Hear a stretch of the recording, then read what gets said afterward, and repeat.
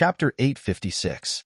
At the bottom of the North Sea, Han Hao was sitting by himself. During the past 2 years, he had led a group of god hunters to roam the fringe and devoured a few high gods of death. Finally, his strength had risen to mid-stage high god realm. Other than improving his mastery of the energy of death, the demonic arts he cultivated in had also improved tremendously.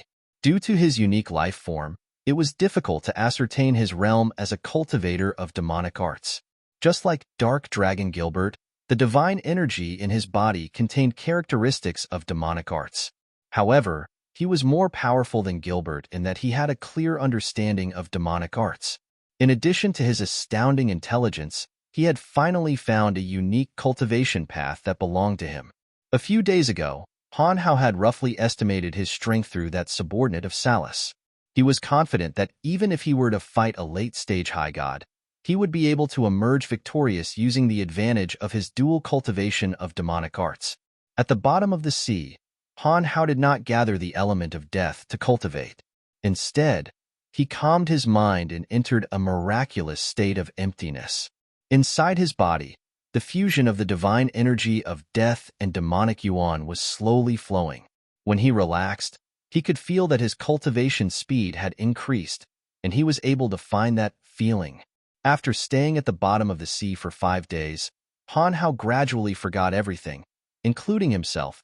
The fishes, shrimps, and all sorts of bizarre creatures at the bottom of the sea passed by him as though they did not see him at all. It was as though Han Hao had fused with the sea, becoming a part of it, a stream of water, an unchanging rock. One day, Han Hao's soul suddenly shook and he abruptly woke up from his meditation. He opened his eyes, which were glistening with evil lights. He bunched his brows, released his soul, and carefully sensed the slight changes in his surroundings. All life forms at the bottom of the sea were gradually leaving the area he was in. The fishes, shrimps, and all sorts of bizarre creatures at the bottom of the sea became abnormally terrified and fled for their lives. Strands of odd undulations penetrated from the bottom of the sea. It was as though thousands of invisible tentacles were searching for something. Ordinary low-level life forms would only instinctively sense danger and try to get away from the area where the tentacles extended. However, Han Hao's soul had also cultivated in demonic arts, so it had become abnormally sensitive. He could clearly sense the weak electric element within those invisible and formless waves. Suddenly, Han Hao understood what was going on. He raised the bone spear in his hand, and a few demon generals flew out from the bone wings formed by the 7 bone spikes on their backs. Then, they gradually drifted away from the bottom of the sea. Holding the bone spear, Han Hao sensed the faint ripples at the bottom of the sea. He concealed all the aura on his body and quickly flew at the bottom of the sea. In the sky above the sea, Salus, who was standing proudly, suddenly chuckled and said to himself, "It's really here." Just as he was about to dive into the sea, Salus suddenly realized that his divine soul seemed to have lost track of the other party. The soul power that he had sent into the sea was also rapidly losing its sense of intuition. With a cold snort, Salus's eyes flickered with electric light like slithering snakes. His majestic body suddenly flew to the bottom of the sea. Following the soul power at the bottom of the sea, he chased after the rapidly disappearing target. Even though he was in the depths of the sea, Salus's speed wasn't affected at all. He plunged straight to the bottom of the sea like a rainbow piercing the sun. The sense of crisis that followed him like a shadow made Han Hao realize the identity of the person who was approaching him. He didn't dare to be careless. He utilized the special divine energy in his body and used all his strength to flee from that powerful enemy. At the bottom of the sea, one party was fleeing with all his strength, while the other was chasing with all his strength. Half a day later, Han Hao flew out from the bottom of the sea and came to a mountain range full of dense forests. He gave up on fleeing, but stood behind a big tree with the bone spear in his hand. He seemed to be waiting for something. A few minutes later, a bolt of lightning appeared out of thin air. Salus's enormous figure slowly took shape in the lightning. He coldly gazed at the motionless Han Hao and said in a deep voice, "A young hero indeed. I did not expect that the one who killed Ansyke would be you." Han Hao, You have become more and more unbridled in the fringe for the past 2 years. You even dared to touch my people." The little skull, Han Hao, lowered his head and did not utter a word. He only tightly clenched the bone spear in his hand. "Han Hao, I will give you a choice. As long as you are willing to submit to me, I will spare your life," shouted Salus coldly. All these years, Han Hao had done a lot of great things in the fringe. Even Salus had heard of him. The fact that Han Hao was able to kill Anpsych, a late-stage high god, was enough to prove how terrifying this youngster was. This was exactly the kind of talent that Salus needed the most. Therefore, even Salus, who was always protective of Han Hao, was tempted by Han Hao's talent. Han Hao raised his head and looked indifferently at Salus. He said in an indifferent tone, "Let's do it." Other than Han Shuo, who made him, Han Hao would not submit to anyone. Even in the God Hunter Alliance, he, Han Hao, was a loner. He was not bound by anyone. "What a pity," sighed Salus. An enormous thunderbolt ball descended from the sky and headed straight for Han Hao. The thunderbolt ball was the size of a small mountain. Lightning bolts were twisting and twisting within it. When the thunderbolt ball was about to land on Han Hao's head, it suddenly emitted thousands of electric arcs that formed an enormous electric net that enveloped the space around Han Hao. Although Salus did not possess the quintessence of an overgod, he was still an overgod. As soon as he made his move, the element of lightning within several hundred miles gushed into the thunderbolt ball. The electric net emitted blinding light, and the energy it contained was earth-shattering. All living creatures in the mountains nearby were charred black by the power. As the electric net covered an enormous area, Han Hao could not evade its attack. As soon as the electric net was formed, the enormous thunderbolt ball headed straight for Han Hao's head, intending to annihilate him. As soon as Salus made his move, he changed everything. The space around him was distorted by electricity. Even though Han Hao had a scroll of space in his possession, he could not escape. The terrifying thunderbolt ball landed with an earth-shattering explosion. All the trees, boulders, and living creatures in the area where Han Hao was were pulverized. Even a barren hill was crushed into stone chips by the powerful force. After the first strike, Salus didn't continue attacking. When the commotion died down, his expression suddenly changed. His eyes glowed with lightning as he looked around. He discovered that Han Hao had disappeared without a trace. There was not the slightest trace of him. Under his attack, even a high god cultivating in the Edict of Space would not be able to escape using the Edict of Space. Originally, Salus thought that Han Hao was dead for sure. But when Han Hao mysteriously disappeared without a trace, he was truly astonished. He immediately regarded Han Hao as a great threat. With a gloomy face, Salus mobilized the element of lightning and extended his divine soul outwards in an attempt to locate Han Hao's soul. However, for some unknown reason, Salus could no longer sense Han Hao's soul. Either Han Hao was very far away from him, or Han Hao had found a way to escape from his divine soul's detection. In fact, Han Hao was only 1,000 miles away from Salus. The reason why Salus could not sense Han Hao's location was that Han Hao had truly learned how to alter the shape of his soul to avoid Salus's detection. From the moment Salus's aura appeared and how Salus was able to stare at Han Hao knew that Salus must have used some method to detect his soul imprint. After thinking for a moment, Han Hao was certain that Salus must have left something on Anpsych's divine soul. When Han Hao killed Anpsych, Salus must have sensed Han Hao's soul imprint through Anpsych. The only way for Han Hao to evade Salus's pursuit was to alter his soul. Only by altering the shape of his soul would Salus be unable to track him down. For an ordinary god, it was impossible to alter their divine soul. The soul imprint was the source of their existence. Only when they made a breakthrough to a new realm would they experience some minor changes. However, it was impossible to alter the soul imprint by relying on one's own strength or using some other method. It was precisely because Salus knew this that he left a special imprint on Anpsych so that Han Hao could sense the soul imprint of the one who killed Anpsych. It was difficult to alter the soul imprint of a god in this world, but Han Hao's life form was special, and he also cultivated demonic arts. For him, this wasn't a problem. There was a kind of demonic secret technique that could alter his soul imprint. He had been silently comprehending this demonic secret technique since he was underground and experimenting with it while being chased by Salus. Finally, when Salus's thunderbolt ball came crashing down, Han Hao successfully cultivated that secret technique and altered his soul imprint. But he knew that even if his soul imprint was altered, he was temporarily no match for Salus. Therefore, he decisively used the demonic blood disassembly art to escape. Thousands of miles away, in a cave, Han Hao was dripping with blood.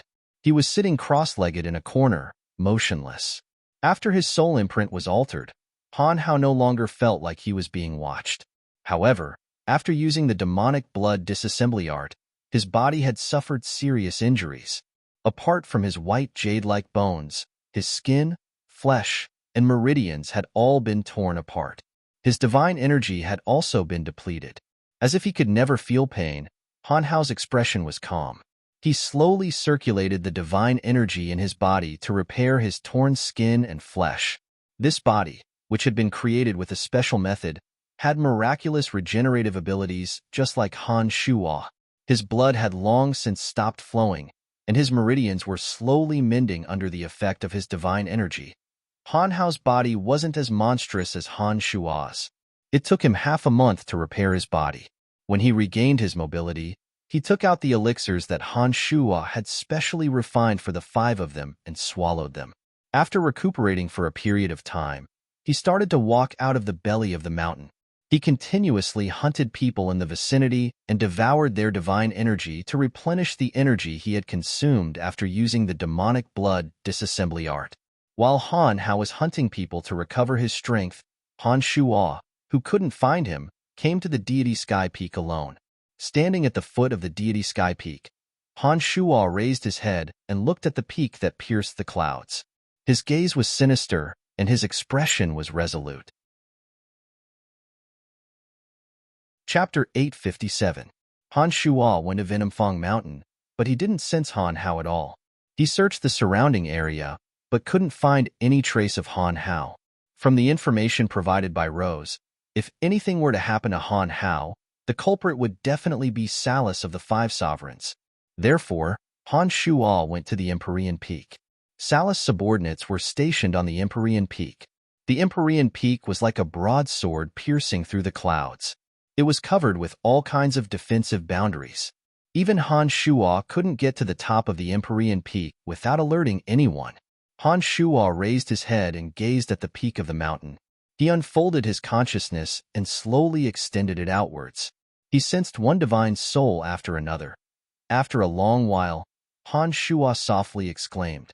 Through the probing of his consciousness, he sensed more than 1,000 divine souls on the Empyrean Peak. Among them, there were 10 of them with high god strength and 17 of them were late-stage high gods.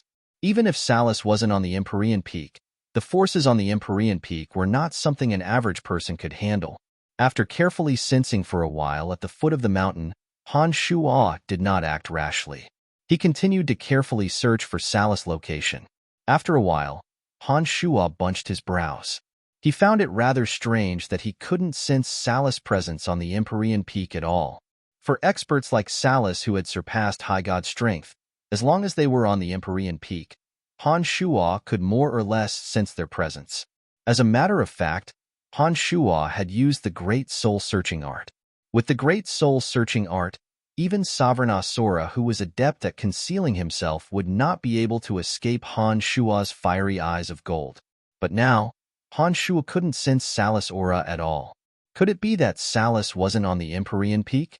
After thinking about it, Han Shuo was puzzled and wondered if he should go to the deity of heaven peak to take a look. If he were to break into the Empyrean Peak today, it would mean that he and Salus would have to shed all pretense of cordiality. Ever since Han Shuo entered the Fringe, although he had killed quite a number of sovereigns, he had never really gone against Salus. Because Han Shuo was not confident that he could defeat the 5 sovereigns, he chose to avoid making an enemy out of them. Now, because of Han Hao, their hostile relationship had been confirmed.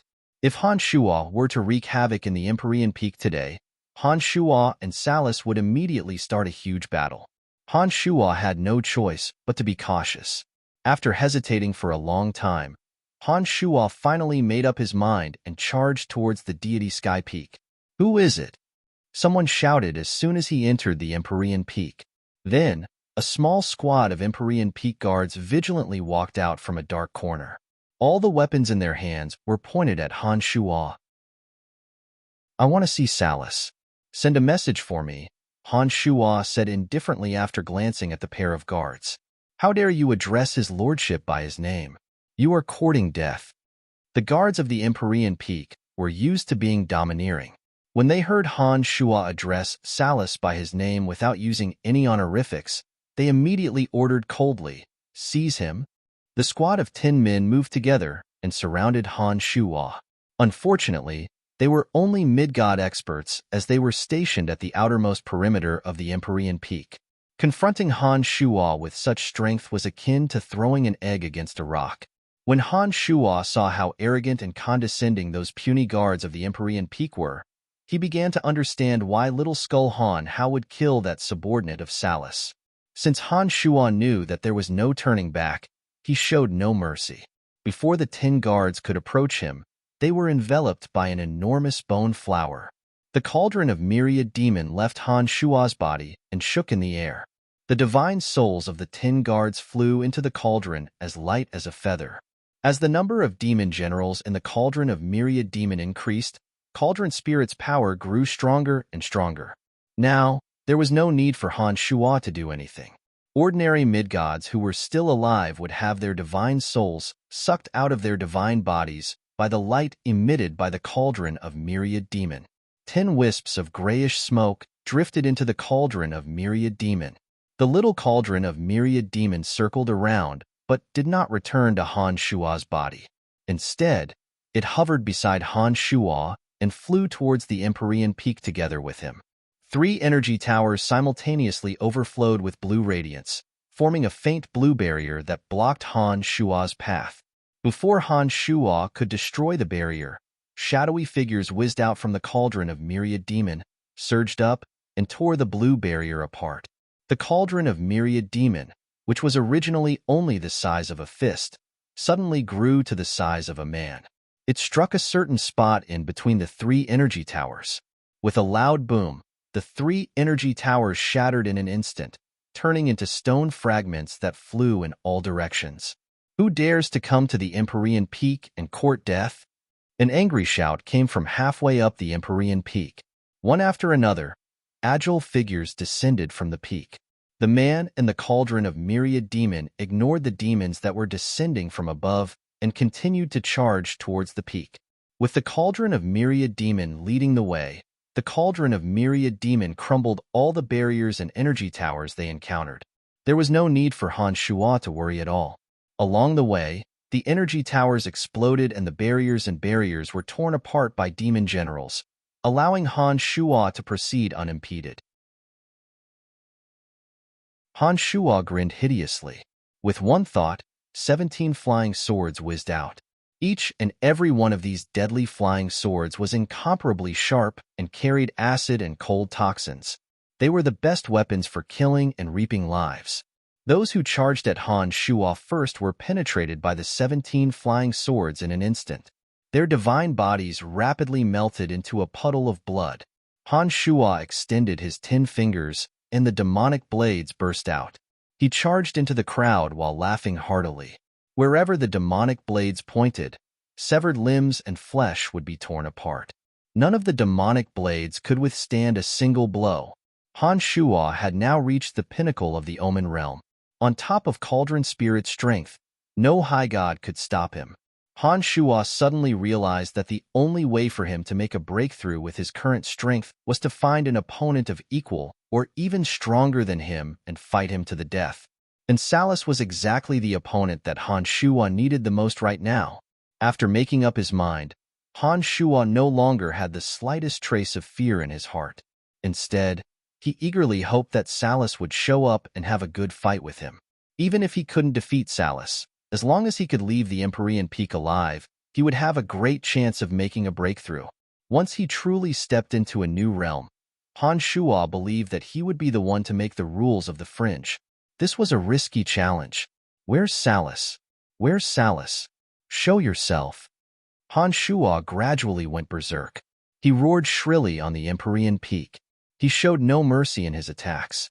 His demonic blades tore apart one divine body after another. With the super-strong defensive power of Han Shuo's invincible omen body, the attacks that came from all directions were completely ineffective. The sharp divine weapons that stabbed into Han Shuo's body felt as though they were stabbing into the hardest metal and stone.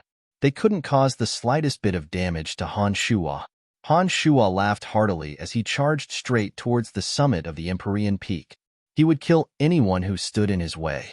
The cauldron of myriad demon turned into a hazy shadow as it absorbed one divine soul after another. In just a short while, dozens of divine souls had disappeared into the cauldron of myriad demon. Han Shuo and the cauldron of myriad demon cooperated with tacit understanding and complemented each other. With an unstoppable momentum, they charged straight for the summit. Along the way, more and more ferocious gods came out to intercept Han Shuo. However, none of them could stop Han Shuo's advance. They all died tragically at Han Shuo's hands. Even more energy towers and boundaries were destroyed by the cauldron of myriad demon. Although the cauldron of myriad demon appeared to be powerless, it helped Han Shuo solve his greatest problem. Master, be careful. The new barrier is very powerful. Cauldron spirit suddenly transmitted to Han Shuo. Han Shuo focused his gaze and discovered that the final pass to the summit was filled with terrifying bolts of lightning. The lightning crackled as it leaped about, as if it had a life of its own, forming an enormous ring that surrounded the summit. Without a doubt, this was the final barrier deployed by Salus. Chapter 858. On the summit of the Empyrean peak, those subordinates of Salus were staring coldly at Han Shuo, who was separated by a barrier. There were quite a few late-stage high god experts among them. In addition to their messy subordinates, there were about 300 of them. These were the true elites under Salus' command.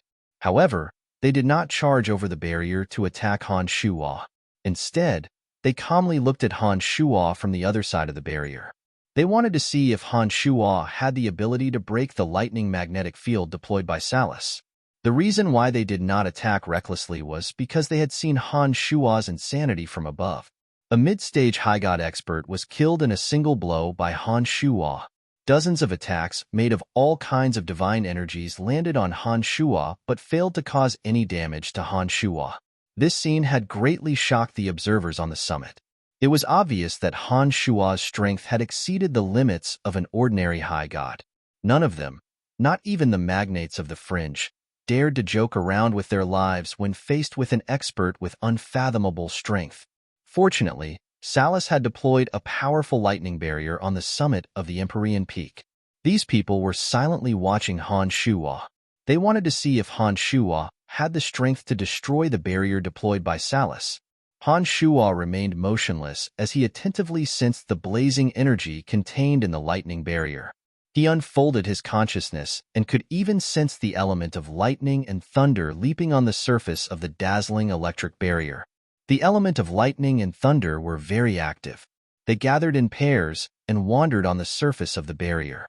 The densely packed element of lightning was moving in a trajectory that Han Shuo could not understand. The element of lightning that was hard to see with the naked eye seemed to have a life of its own. It was dancing cheerfully, leaving not the slightest gap on the surface of the lightning barrier. Master, this lightning barrier is extremely harmful to demon generals. I can't use my demon generals to destroy it. Cauldron spirit transmitted, indicating that it was powerless.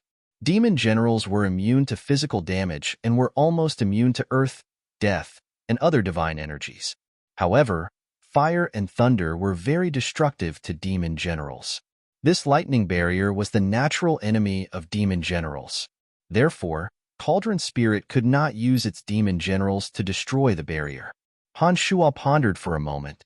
With one thought, he recalled the cauldron of myriad demon into his body. His avatars of death and destruction suddenly unfolded their domains of divinity. When the three souls released their connection, the domains of divinity of the two high gods gradually fused together. With Han Shuo at the center, the energy of destruction began to spread. An enormous amount of the element of death within 100 miles suddenly frantically converged towards Han Shuo.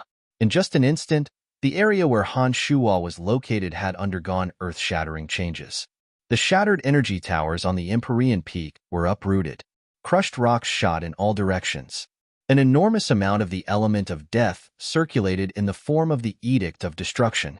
The divine energy of destruction in Han Shuo's body condensed into orbs of destruction. Those orbs of destruction formed purely from the divine energy of destruction in Han Shuo's body appeared in Han Shuo's newly formed domain of divinity.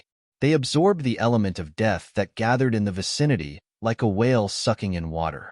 Logically speaking, it was impossible for the energy of destruction and the energy of death to fuse. It was also impossible for the orbs of destruction to fuse with the element of death. However, in Han Shuo's domain of divinity formed by fusing the two domains of divinity, the orbs of destruction that were rotating at high speed in accordance with the Edict of Destruction were forcibly absorbing all the element of death. After the orbs of destruction were filled with the element of death, they expanded to the size of a human head. Every single one of them was as green as natural jade. There was a grayish liquid flowing within them. Han Shuo was the only one who knew that the grayish liquid inside the orbs of destruction was the element of death that had been condensed by 1,000 times. The orbs of destruction were rotating around him at an increasing speed. Gradually, Han Shuo lost himself and immersed himself in the orbs of destruction, controlling everything with the consciousness of his main body. Suddenly, a wondrous feeling surged into Han Shuo's heart. In an instant, Han Shuo felt as if he had transformed into a myriad of orbs of destruction and was situated in the middle of those orbs of destruction. It was as if he was the orb and the orbs were his own body. This feeling only lasted for a split second. After that, Han Shuo came back to his senses. All of a sudden, Han Shuo felt as if the orbs of destruction that were revolving around him had become an extension of his soul, a part of his body. It was as if every single orb of destruction carried a strand of his soul energy, as if they contained a drop of blood essence. What was even more astonishing was that he felt as if those orbs of destruction had a consciousness of their own. With a single thought from him, those orbs of destruction would perfectly carry out his orders according to his will. This feeling was very peculiar, and it gave Han Shuo the illusion that everything was unreal. The orbs of destruction continued to rotate in his domain of divinity.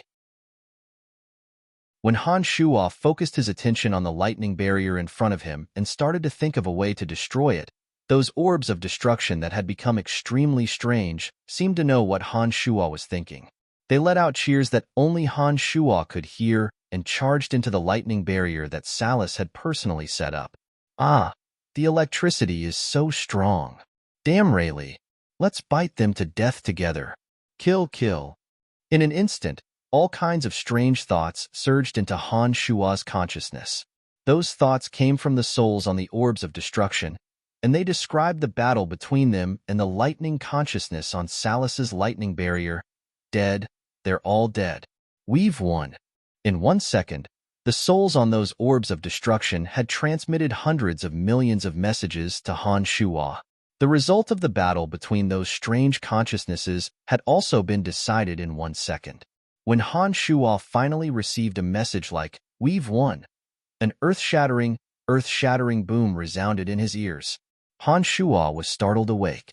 Those messy consciousnesses that had surged into his mind instantly disappeared without a trace.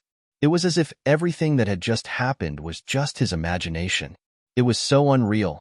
After calming himself down, Han Shuo focused his eyes and discovered that the lightning barrier that had protected the entire Empyrean Peak had disappeared without a trace. Tiny lightning bolts had shot out and scattered on the mountainside of the Empyrean Peak. After carefully sensing for a moment, Han Shuo discovered that those scattered lightning bolts no longer had the strange consciousness of life. It was as if they had all been killed in an instant. Traces of misty green and dusky light fell to the bottom of the mountain along with the feeble energy of lightning. Those rays of light were filled with the energy of destruction and death. Han Shua wore a blank face as though he sensed something from those fading rays of light. Congratulations, Master. The energy you experienced just now is known as primordial Dharma embodiment in our world. In this world, it is known as elemental soul. Although the name is different, the form it manifests is similar. Master, you have unintentionally comprehended this state and can make breakthroughs in your demonic arts and the strength of your two avatars. Master, you must be careful. Comprehending primordial Dharma embodiment also means that the heavenly tribulation may descend at any time. The cauldron spirit transmitted while Han Shua was still puzzled. Primordial Dharma embodiment and elemental soul were one of the most profound ways of utilizing energy.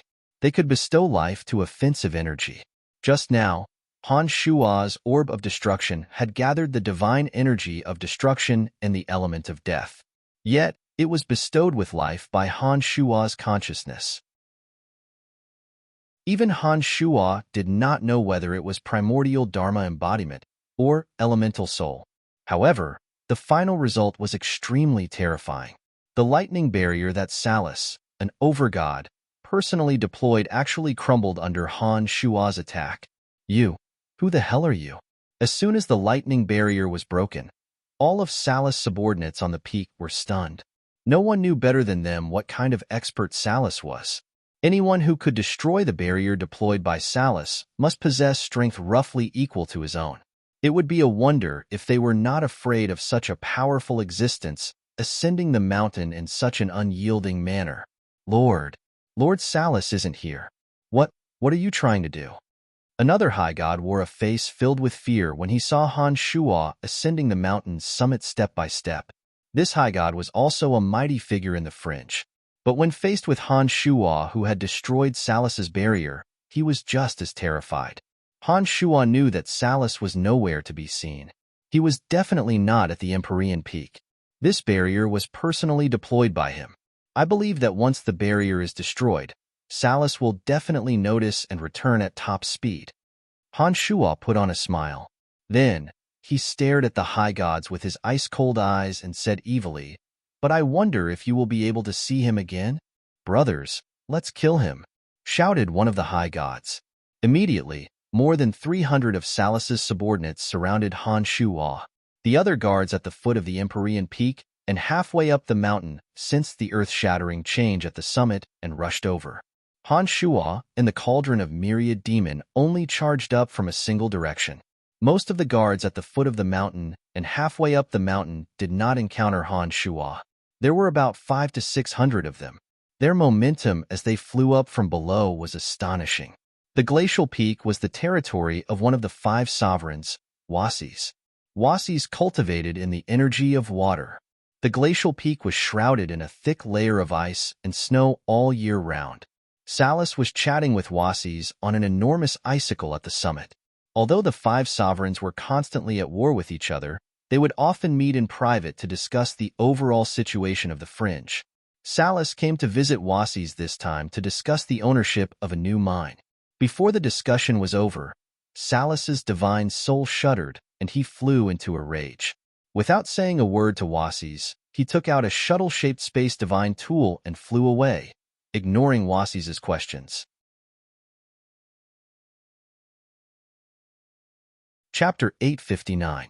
On the Empyrean Peak, Han Shua was on a killing spree. Hundreds and thousands of demon generals were flying around the peak, chasing after Salus subordinates who only had mid-god strength. Han Shua had deployed the Pearls of Annihilation, Cyan Demonic Shuttle, Toxic Dragon Cloud Net, Green Phosphorus Gravel, and Banner of Hallucination. For a moment, the peak of the Empyrean Peak was filled with gloomy winds, ghostly wails, and wolf howls. Han Shua unsheathed his 17 flying swords and ruthlessly slaughtered those true experts. Inside the new domain of divinity, the orbs of destruction absorbed the element of death and were bestowed with life by Han Shua. The orbs of destruction exploded in areas with a lot of people, killing Salus subordinates one after another. It was only when Han Shua went all out and utilized all the demonic weapons in his possession that he discovered just how much destructive power he could cause. The Pearls of Annihilation, Cyan Demonic Shuttle, toxic dragon cloudnet, green phosphorus gravel, and banner of hallucination were all vicious demonic weapons refined by Han Shuo. Each and every one of them had the power to kill a group of people. The power of the souls of element, which he had just mastered not too long ago, became even more terrifying when the orbs of annihilation exploded. Incessant rumbles sounded from all directions with Han Shuo at the center. Corpses were torn apart and sent flying. Severed limbs and heads were scattered all over the place. In just a short while, the Empyrean Peak had turned into a river of blood. More than 200 gods had perished. The killing intent, resentment, and boundless hatred of those who perished were absorbed by the 17 flying swords. The killing intent of the 17 flying swords grew denser and denser. Every time one of the flying swords slashed at the target's mind would be seized by the overwhelming killing intent condensed on the flying swords. The flying swords would pierce through the target's abdomen and kill them on the spot. Cauldron Spirit was cheering inside the cauldron of myriad demon. It was pulling the divine souls that had yet to dissipate into the cauldron of myriad demon. Cauldron Spirit appeared to be very excited after devouring more than 200 divine souls in just a short while. It was doing its utmost to control the demon generals. Even though Salus's subordinates had found a way to deal with the demon generals, they couldn't withstand the ferocious attack of hundreds of demon generals. Even the gods who cultivated the power of fire and lightning were devoured by the demon generals in an instant. The Empyrean Peak had become hell on earth. Shrill and ear-piercing shrieks filled the air. Salus's 17 direct subordinates, each of them possessing late-stage high god strength, were powerless against Han Shuo's all-encompassing attacks. They couldn't even join hands and could only watch helplessly as Han Shuo drifted from place to place like a specter. They couldn't find any trace of Han Shuo. Han Shuo laughed maniacally. His eyes gradually turned dark red, and his heart gradually turned crazy. Later on, layers of dense killing intent began to hover around Han Shuo like a light mist. The negative energy formed by the instant death of the dead was attracted by the evil aura emitted by Han Shuo and didn't dissipate. In Han Shuo's mind, there was only the thought of endless slaughter. He would kill any living being that appeared in front of him. He had joined the demonic path. Ever since Han Shuo broke through to the Omen realm, he had long been able to control his state of mind. But this time, he joined the demonic path. Han Shuo suddenly discovered that he had lost control of his consciousness. Everything happened so naturally and without the slightest disharmony.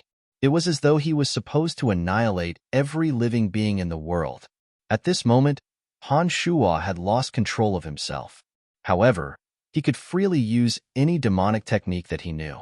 At this moment, Han Shuo had completely turned into a ferocious god. In his heart, there was only the thought of destroying everything. The further he went, the crazier Han Shuo became. His dark red eyes shone with a ferocious light that could destroy the world. He no longer cared about the attacks that landed on his body. The Omen invincible body automatically blocked all kinds of attacks, so that his demonic body didn't suffer any damage. At this moment, Han Shuo was undoubtedly very terrifying. With his ferocious appearance, it was as though he wanted to destroy all living beings. There was no pity in his heart, no hesitation, no thought of stopping. There was only an indomitable frenzy of slaughter. One after another, gods were torn apart by his hands. Their divine souls were annihilated by the dim light in his hands. Although Han Shuo's demonic body was impervious to all kinds of attacks, his clothes were shredded to shreds by the attacks. At this moment, Han Shuo was almost completely naked. His majestic body was covered in chunks of rock-hard muscles. His veins were clearly visible. Like a demonic god that could destroy the world, every attack of Han Shuo's was earth-shattering. Not a single person dared to take a single blow from him. 3 of Salus' subordinates cultivated in the energy of earth that was said to possess the strongest defense. They all possessed late-stage high god strength. Although they joined forces to resist a casual punch from Han Shuo, they were blasted deep into the earth by Han Shuo's terrifying energy. At this moment, Han Shuo was invincible on the Empyrean Peak. Why isn't Lord Salus here yet? This madman. Who can stop him? One of Salah's subordinates retreated with a look of horror on his face, but he still shouted loudly, "Let's retreat from the Empyrean Peak. If we stay here, I'm afraid that we won't be able to see Lord Salas again," suggested another to Han Shua with a bitter face. "Who the hell is this guy? Since when did such a crazy and terrifying guy come to the fringe?" All kinds of voices came from the mouths of Salas' subordinates. It was obvious that they were truly afraid. Suddenly, a series of rumbling thunder sounded from the void. A dazzling lightning bolt several times brighter than the sun struck Han Shua's body. Han Shua, who had always been invincible when it came to killing anyone in his way, suddenly shook his majestic body. His fluttering long hair stood on end, complementing his dark red pupils. His malevolent appearance appeared even more terrifying and ferocious. Han Shua's eyes were still dark red. However, he had recovered his lost consciousness. He raised his head and looked at the 3-meter-tall giant Salas. Han Shua's eyes were still dark red. Although his consciousness had returned to normal, Han Shua's demonized state did not vanish. When he regained his consciousness, he immediately realized that he had been demonized in an inexplicable state. Due to the lack of self-awareness, the demonized state was extremely dangerous. If there were any allies around him, he would kill them as well. However, there was another kind of demonized state in which one could freely control one's consciousness. Although not as calm as usual, one could at least restrain himself from killing his own allies. This kind of demonized state was the last hurdle of the 9 Changes realm, demonic morph. Han Shua quickly adjusted himself, maintaining the explosive desire to kill in his heart. He glared at Salas, who had finally caught up, and bellowed, "Salas?" The muscles on Salas' face twitched. His monstrous rage was obvious. The corpses and shattered energy towers on the Empyrean Peak were enough to prove what Han Shua had just done. As one of the 5 sovereigns of the Fringe, no one had ever dared to act so presumptuously on his Empyrean Peak. Even Tyre, the strongest of the 5 sovereigns, did not personally attack the ordinary gods on the Empyrean Peak. This was an unspoken agreement between the 5 sovereigns. But today, the Empyrean Peak that symbolized Salas's identity and status was nearly destroyed. More than 300 of his subordinates were slaughtered. This kind of humiliation was something that had never happened to Salas in 10,000 years. The rage in Salas's heart nearly burned him to death. He panted heavily in silence for 3 seconds. During these 3 seconds, Salas took in everything that happened on the Empyrean Peak. The scene intensified his desire to make Han Shua pay in blood.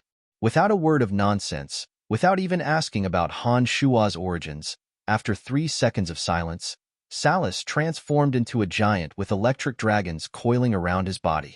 He pounced at Han Shua from the sky. As soon as Salas moved, the sky was filled with the rumbling of thunder. Deafening explosions of thunder, accompanied by bizarre energy undulations, were aimed at Han Shua alone. As soon as the thunderclaps sounded, the space around Han Shua violently exploded. It was as though the thunderclaps had always been around him and were triggered the moment the thunderclaps sounded.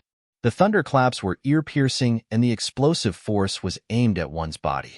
Any high god who was struck by the thunderclaps would undoubtedly die on the spot. Even without the thunderclaps, the waves of thunderclaps alone were enough to disperse the divine soul of an ordinary high god. However, Han Shua's invincible omen body was far superior to that of an ordinary high god. The deafening thunderclaps that were projected into Han Shua's ears and consciousness only made Han Shua dizzy for a moment. Then, the violent explosions enveloped Han Shua's entire body. At that moment, Han Shua's invincible omen body automatically defended against the thunderclaps. The thunderclaps were over. Han Shua's naked body was charred black. He was still standing on the same spot. Although the invincible omen body had blocked the explosive force, it was not that easy for an overgod to attack. Wisps of weak thunderclaps surged into Han Shua's demonic body in an instant. The thunderclaps also had their own consciousness. As soon as they entered Han Shua's demonic body, they immediately charged into Han Shua's consciousness as though they were prepared to make the first move and blow up Han Shua's consciousness. The wisps of thunderclaps also carried explosive force. They were waiting to detonate after they entered Han Shua's consciousness. Han Shua understood that the souls cultivated by the gods of this world were not as versatile as the consciousness cultivated by demonic arts practitioners. Once an attack penetrated the surface of the body and struck the mind or divine soul, all it would take would be a small explosion or impact to cause the consciousness of the divine soul to dissipate or even the soul to be completely obliterated. Any other high god would not be able to escape death after receiving such an attack from Salus. However, for Han Shua, who was a master of demonic arts, such insignificant tricks were a piece of cake. With one thought, strands of demonic yuan rapidly flowed through his body. Before the lightning energy that entered his body could rush towards his consciousness, it was all intercepted. All the weak consciousnesses were killed within Han Shua's body. Han Shua raised his head and saw that Salus had just arrived. Nice. Han Shua grinned. He took to the sky and charged at Salus. He clawed with both hands. The murderous aura that lingered around him transformed into two black dragons that bit at Salus. Chapter 860. To Han Shua, not only was Salus a formidable foe in the fringe, but he was also the key that could help him make a breakthrough. Han Shua would go all out in this battle. No matter the outcome, he would be the one with the upper hand. Even if he lost, he would be able to use demonic blood disassembly to escape. Not only would he be able to see the true strength of an overgod and achieve a breakthrough in his demonic arts, but he would also be able to make a name for himself in the fringe. He would be able to let all the gods in the fringe know that there was one more expert who could contend against Salus. As long as the weak could guarantee their own survival in challenging the strong, no matter how one looked at it, it was a great advantage. Han Shua made a grasping motion with both hands. His murderous aura turned into a dragon and bit down on Salus, who was flying down from the ninth heaven. With one thought, the cauldron of myriad demon and the 17 flying swords flew back. They gave up on attacking the small fries in the surroundings and focused all their attention on Salus. Salus' body was covered in dazzling electric arcs. He had turned into an electric man with terrifying electric currents coiling around his body. Bolts of lightning struck down at the black dragon, formed by Han Shua's murderous aura. Dazzling electric sparks were aroused, and thunder boomed across the Empyrean Peak. Salus's subordinates, fearing that they would be caught in the shockwaves of the battle between the two peerless experts, quickly retreated to the foot of the mountain, leaving the summit to Han Shua and Salus. They stood at the foot of the mountain and watched the commotion from afar. It was only after exchanging blows with Salus that Han Shua realized just how terrifying an overgod's strength was. Even with the full power of the Cauldron of Spirit and the 17 flying swords, Han Shua was unable to gain the upper hand. Salus's understanding and mastery of the element of lightning had reached an extremely miraculous level. His divine body was filled with the element of lightning. Every strike he made contained boundless energy of lightning. The black dragon formed by Han Shua's murderous aura immediately dissipated after being struck by hundreds of lightning bolts. As Salus's residence, the Empyrean Peak had more element of lightning than any other place. On top of the Empyrean Peak, Salus was able to utilize more element of lightning. In addition to the divine energy of lightning contained in his body, his strength was much greater than anywhere else. If it weren't for Han Shua's incomparably tough demonic body, and if it weren't for Han Shua's Cauldron of Spirit's energy, Han Shua wouldn't have been able to hold on for so long under the bombardment of lightning. The 17 flying swords formed a sword net in an attempt to trap Salus within it. However, the lightning energy Salus directed accurately struck the 17 flying swords, disrupting their trajectories and preventing Han Shua from setting up the grand formation. Han Shua's eyes were dark red. The muscles on his majestic body contorted as wisps of dark demonic energy were released from his body. He looked like a ferocious god from the depths of hell. Han Shua's avatar of destruction had transformed into the Demon's Lair Edge. He clenched the Demon's Lair Edge tightly in his right hand as he clashed with Salus. Salus unfolded his domain of divinity. Electric arcs rained down from the sky above the Empyrean Peak. The entire Empyrean peak was covered in a densely packed electric net. Wherever the electric net was connected, there would definitely be lightning energy present. In this space filled with electric nets and rumbling thunder, Han Shuo would touch the electric net even if he didn't move an inch, and the lightning energy would enter his body. Fortunately, the new domain formed from the fusion of the two domains of divinity was equally domineering. With Han Shuo at the center, it forcibly tore open a space and rapidly gathered the element of death in the vicinity. He was using the element of death and edict of destruction to contend against Salus's domain of divinity. During the confrontation with Salus, Han Shuo could feel that even if he exerted all his strength, it would still be very difficult. Moreover, Han Shuo faintly felt that Salus hadn't used his full strength yet. This made Han Shuo feel as if he was facing a formidable enemy. He was ready to receive even fiercer attacks from Salus at any moment. The battle continued. Gradually, Salus became somewhat impatient. Suddenly, Salus let out a furious roar. No one knew what method he used, but the electric arcs falling down from his domain of divinity suddenly became several times thicker. Earth-shaking thunderclaps resounded in his domain of divinity. In just an instant, not only Salus's domain of divinity, but even Salus himself seemed to have become several times stronger. Han Shuo was already having a hard time holding on even before Salus used his full strength. Now that Salus' strength had suddenly skyrocketed, Han Shuo's situation suddenly became extremely difficult. There were a few mid-level material planes a great distance away from Elysium. All the living beings on these mid-level material planes worshipped Salus as their one and only god. Salus would obtain strands of faith energy from these worshippers at all times. On these mid-level material planes, statues of Salus were worshipped and shrines were built to worship Salus. Some of those devout worshippers even possessed demigod or base god strength. They traveled between major material planes and, under the will of Salus, spread Salus's divine might to every corner of the world so that Salus could receive even more worshippers. But at this moment, all the worshippers on those planes that worshipped Salus as their one and only god started vomiting blood. Sanguiner's soul dissipated. The faith energy contained in those souls transcended space and was transferred to Salus on Elysium. There were hundreds of millions of living beings on those material planes. Every single one of them worshipped Salus as their overgod. But in an instant, all of their souls dissipated. Those material planes became desolate planets without the slightest aura of life. On Elysium, Salus' strength had skyrocketed. His domain of divinity pressed down on Han Shuo, rendering him powerless to resist. Terrifying bolts of lightning the size of small mountains bombarded Han Shuo's body. Even invincible Omen body was unable to withstand it. His skin and flesh split open and blood flowed freely. Even invincible Omen body had its limits. When the power of the bombardment far exceeded the limits of invincible Omen body, it would not be able to withstand all the damage. In just an instant, Han Shuo's body was severely injured.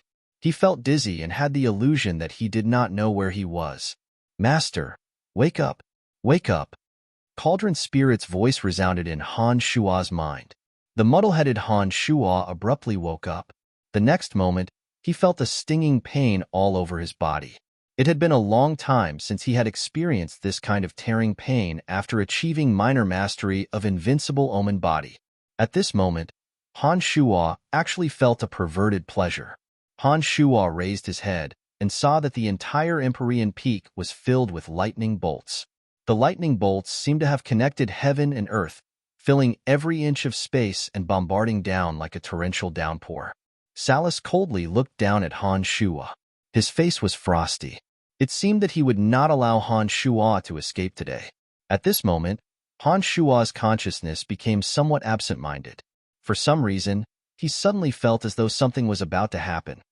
Han Shuo's heart suddenly calmed down.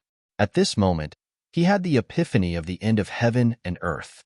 It was as though a pair of eyes had penetrated through layers of space, traveled through the river of time, and saw the beginning of Elysium. With an apathetic face, Han Shuo observed everything with indifference. All kinds of epiphanies leaped into his mind. complicated and cryptic chants seemed to have broken free from their shackles and turned into rays of light that drifted in his consciousness. The beginning of all things, the end of heaven and earth, the end of heaven and earth, no man and no thing. The chaos has yet to be divided. In the void, Salus no longer hesitated. He was ready to kill Han Shuo. It was at this moment that Salus suddenly realized that he had lost contact with the lightning energy that filled the world. The lightning bolts that came crashing down were no longer under his control and started wreaking havoc throughout the entire Empyrean Peak. They were no longer confined to the peak, but even the middle and the foot of the mountain. Many of his subordinates who were hiding at the foot of the mountain and watching the changes on the peak were caught off guard and struck by the lightning bolts. Without the terrifying defensive power of Han Shuo's demonic body, they were killed on the spot. All of a sudden, boundless elemental energies converged from all directions.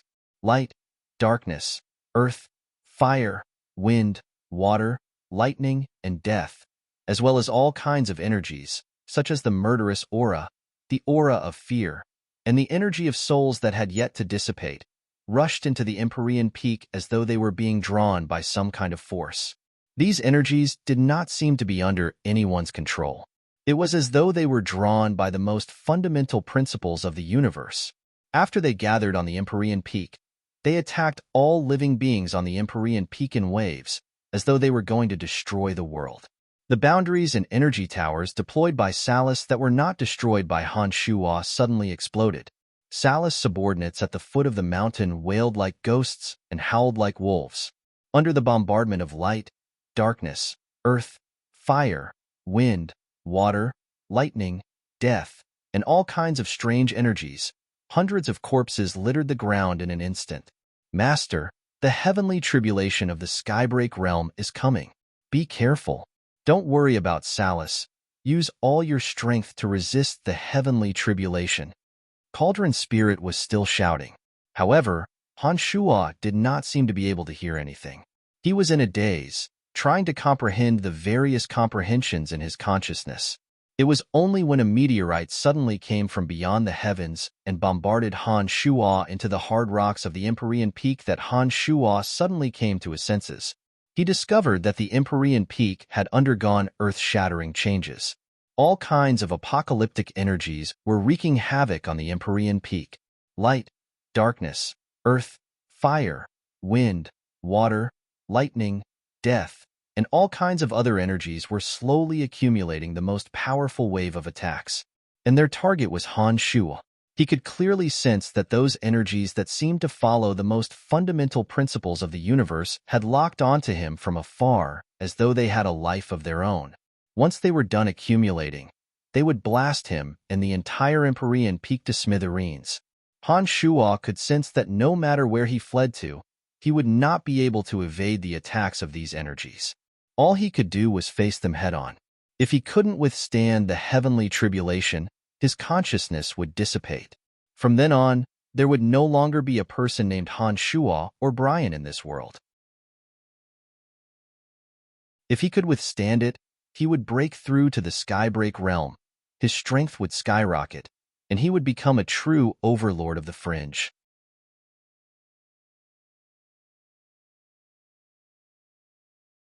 Chapter 861. Salus could do nothing but watch as the anomaly on the Empyrean Peak unfold. His subordinates on the mountainside and at the foot of the mountain had suffered heavy casualties. He himself was unable to help his subordinates defend against the onslaught. He could only roar from the mountaintop, "Get out of my way! All of you, get out of my way!" The gods at the foot of the mountain were bombarded by the pillars of light amidst the anomaly. The space above the Empyrean Peak seemed to have been torn apart. Enormous meteors came crashing down from the sky.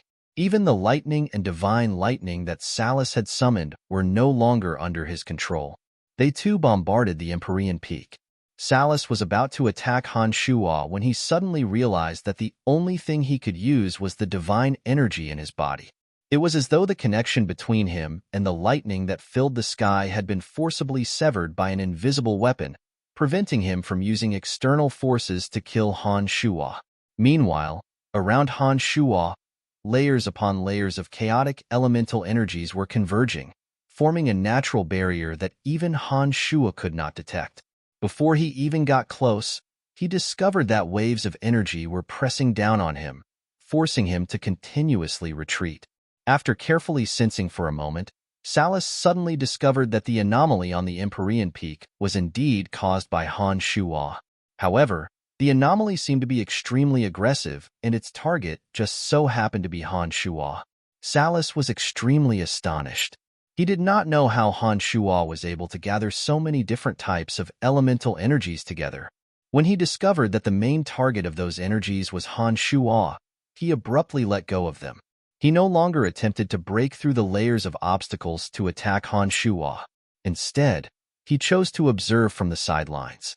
Surrounded by the various types of elemental energies, Han Shua's majestic body glowed with black radiance. Demonic yuan filled every corner of his body. Under Cauldron Spirit's reminder, he calmly faced the oncoming demonic calamity. After accumulating the power for a long time, it gradually formed an earth-shattering attack in the void above Han Shua's head. The first to arrive was the power of thunder and lightning gathered by Salas. Amidst the rumbling of the heavenly thunder, a bolt of lightning as thick as a dragon blasted directly towards his head. Its power was no weaker than that of Salas's earlier attack. Facing the bombardment of the lightning, Han Shua's 17 flying swords formed a barrier to resist. In the earth-shattering boom, Han Shua's scalp went numb, his hands and feet stiffened, and faint smoke rose from his body. His body, which had just been injured by Salas, was once again injured. The demon physique's injuries were even worse. There were still a few more waves of energy condensing in the void. A red meteorite the size of a small mountain gradually appeared in the torn void. Just by looking at its astonishing aura, Han Shua could tell how much energy was contained in it. Master, I don't know why, but the power of the demon ring seems to have increased in this universe. It was at this moment that Cauldron Spirit once again transmitted. Judging from the current power of the demon ring, it will be very difficult for Master to defend against all of them. You must think of an appropriate solution. The meteorite was still accumulating power. Small meteorites scattered around it were as though attracted by a magnet and attached themselves to the enormous meteorite. The enormous meteorite hovered above Han Shua's head. Han Shua could sense that the meteorite had locked onto him from afar. It was as though he was another magnet that could attract the meteorite. What solution? Han Shua was dumbfounded. At this moment, he simply couldn't think of a solution to defend against the demonic tribulation.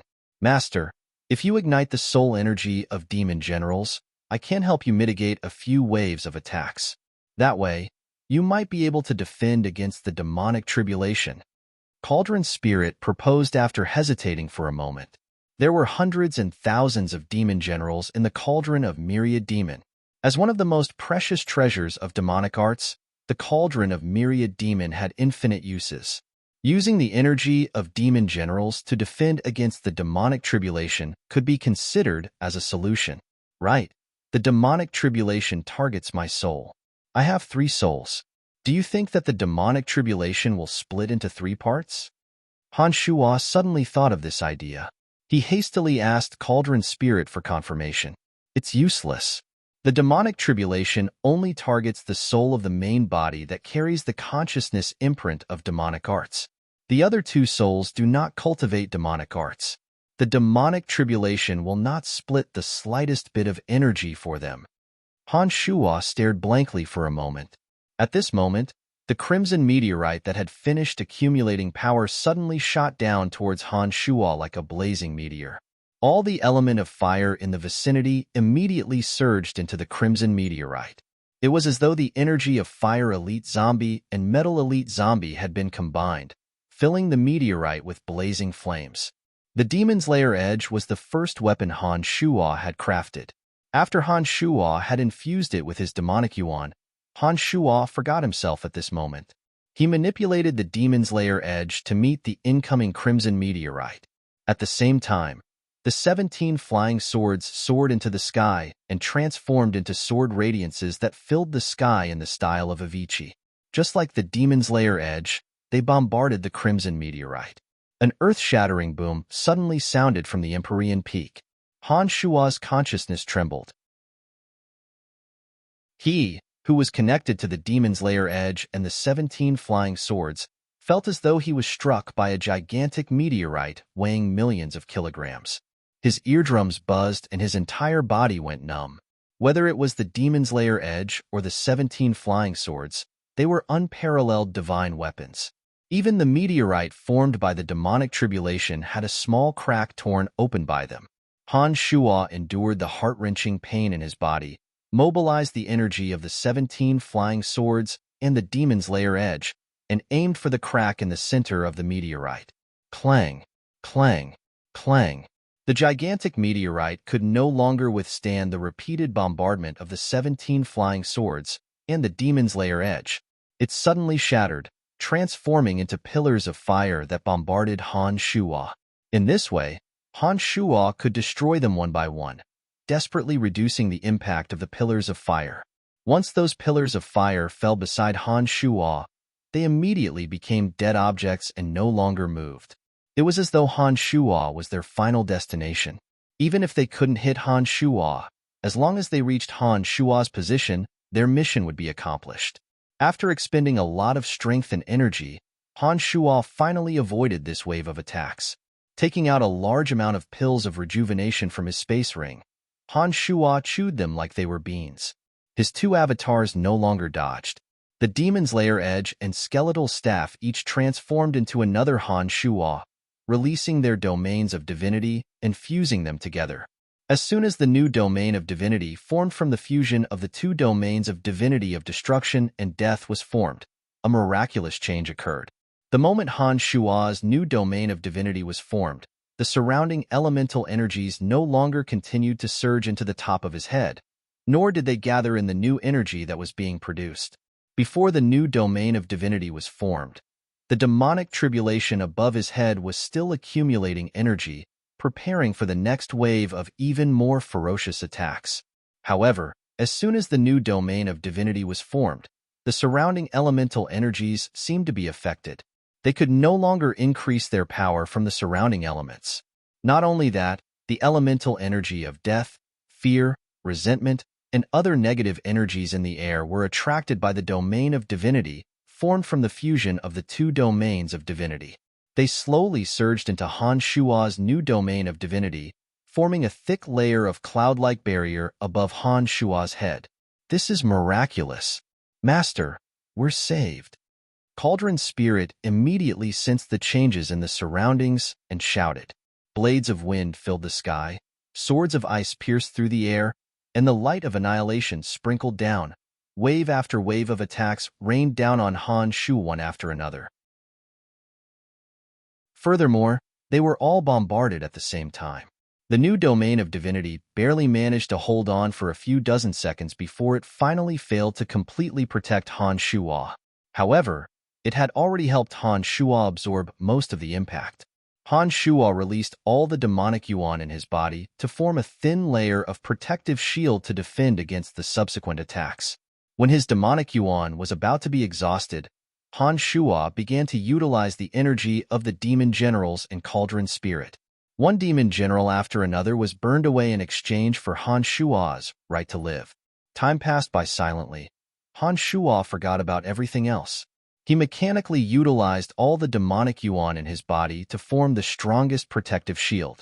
In the end, even the protective shield cracked and shattered. His body was also bleeding profusely. At this moment, his inner demon attacked him. He suddenly discovered that he had once again become that ignorant and incompetent otaku on Earth. He was powerless and powerless. He could only helplessly face his boring life. At this moment, those thousands of lives that had died by his hand had turned into malicious spirits. He had no power to resist. His body was being torn apart. His flesh was being gnawed away. The unbearable pain was magnified infinitely in his mind. He could even feel that even his soul was being burned by the flames of hell. The feeling of losing his power was very despairing. He felt powerless in the face of the attacks from the malicious spirits. The fear that he had not felt for a long time once again struck him, No, I am no longer that useless otaku. I have power. I am the reborn Han Shua. Even if I don't have the slightest bit of power, I will not continue to face everything passively. Han Shua shouted in his mind. Having lost his power, he began to crazily use his hands to tear apart the malicious spirits. He used his teeth and his body to attack them. He used the most primitive and barbaric methods to deal with those malicious spirits. He became crazier than anyone else, more like a malicious spirit than those malicious spirits. Gradually, Han Shua suddenly discovered that those malicious spirits were beginning to fear him. The power that he had lost was also slowly returning. After an unknown period of time, Han Shua, who had fallen into a strange state, suddenly woke up. A blinding light shone directly on his body. This light was not like the powerful light from before. Instead, it was warm and comfortable. It was not a threat at all. His surroundings suddenly became silent. There was not a single sound. He raised his head to look at the sky. The sky was clear and boundless. There were no more terrifying powers waiting to be unleashed. There were no more oppressive dark clouds, and there were no more dense heavenly lightning. Looking around, Han Shua discovered that he was on top of the raised Empyrean peak. There were corpses everywhere around him. Not far away, Salus looked at him with a complicated expression. He seemed to be hesitating whether or not to rush over now. Salus, we will meet again, Han Shua said to Salus with a gentle smile on his face. After that, a cloud of blood mist enveloped him. With a flash of bloodlight, he disappeared from the spot.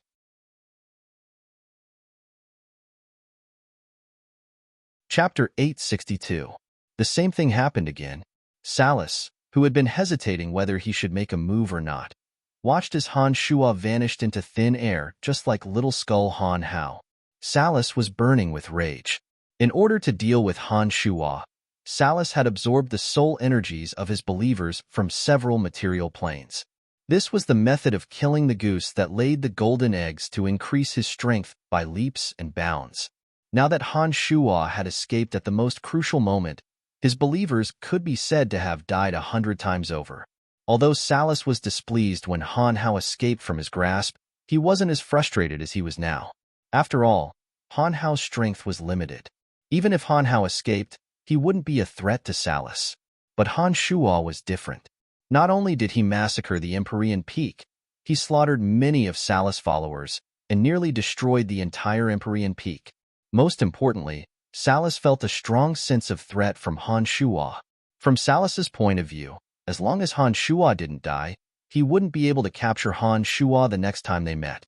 A person who could turn the entire fringe upside down must not live for too long. Looking at the devastated Empyrean Peak, Salus's anger soared to the heavens. Corpses were scattered all over the ground at the foot of the peak. Those were his most trusted followers. Yet, they were caught up in a wave of unprecedented attacks and suffered heavy casualties. With just this one incident, Salus's strength in the fringe had plummeted. He was no longer as powerful as the other four sovereigns. His eyes glinted fiercely. Salus's face darkened as he thought for a moment. Then, he gathered his followers who were lucky enough to escape and ordered, "Search for this person's whereabouts at all costs. Everything related to him. I want to know everything about him. No matter where he is hiding, find him and report to me. This person must die." Salus understood that if Han Shua didn't die, he would become a great threat to him. After instructing his subordinates, Salus hesitated for a moment before deciding to discuss this matter with the other sovereigns. From Salus's point of view, the other sovereigns wouldn't want a new troublemaker to appear in the fringe. As long as Han Shua wasn't a threat to the other sovereigns, they wouldn't care about him. But when Han Shua's existence threatened the interests of the 5 sovereigns, the other sovereigns would surely intervene. Salus made up his mind and looked around at the miserable state of the deity Sky Peak. Then, he transformed into a bolt of lightning and disappeared into the distance.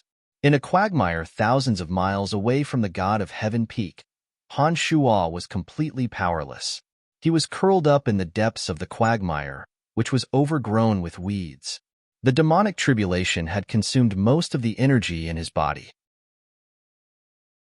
His demonic body had already been injured, and his defenses had been broken. With the demonic tribulations attack and the blood escape art, his injuries had worsened.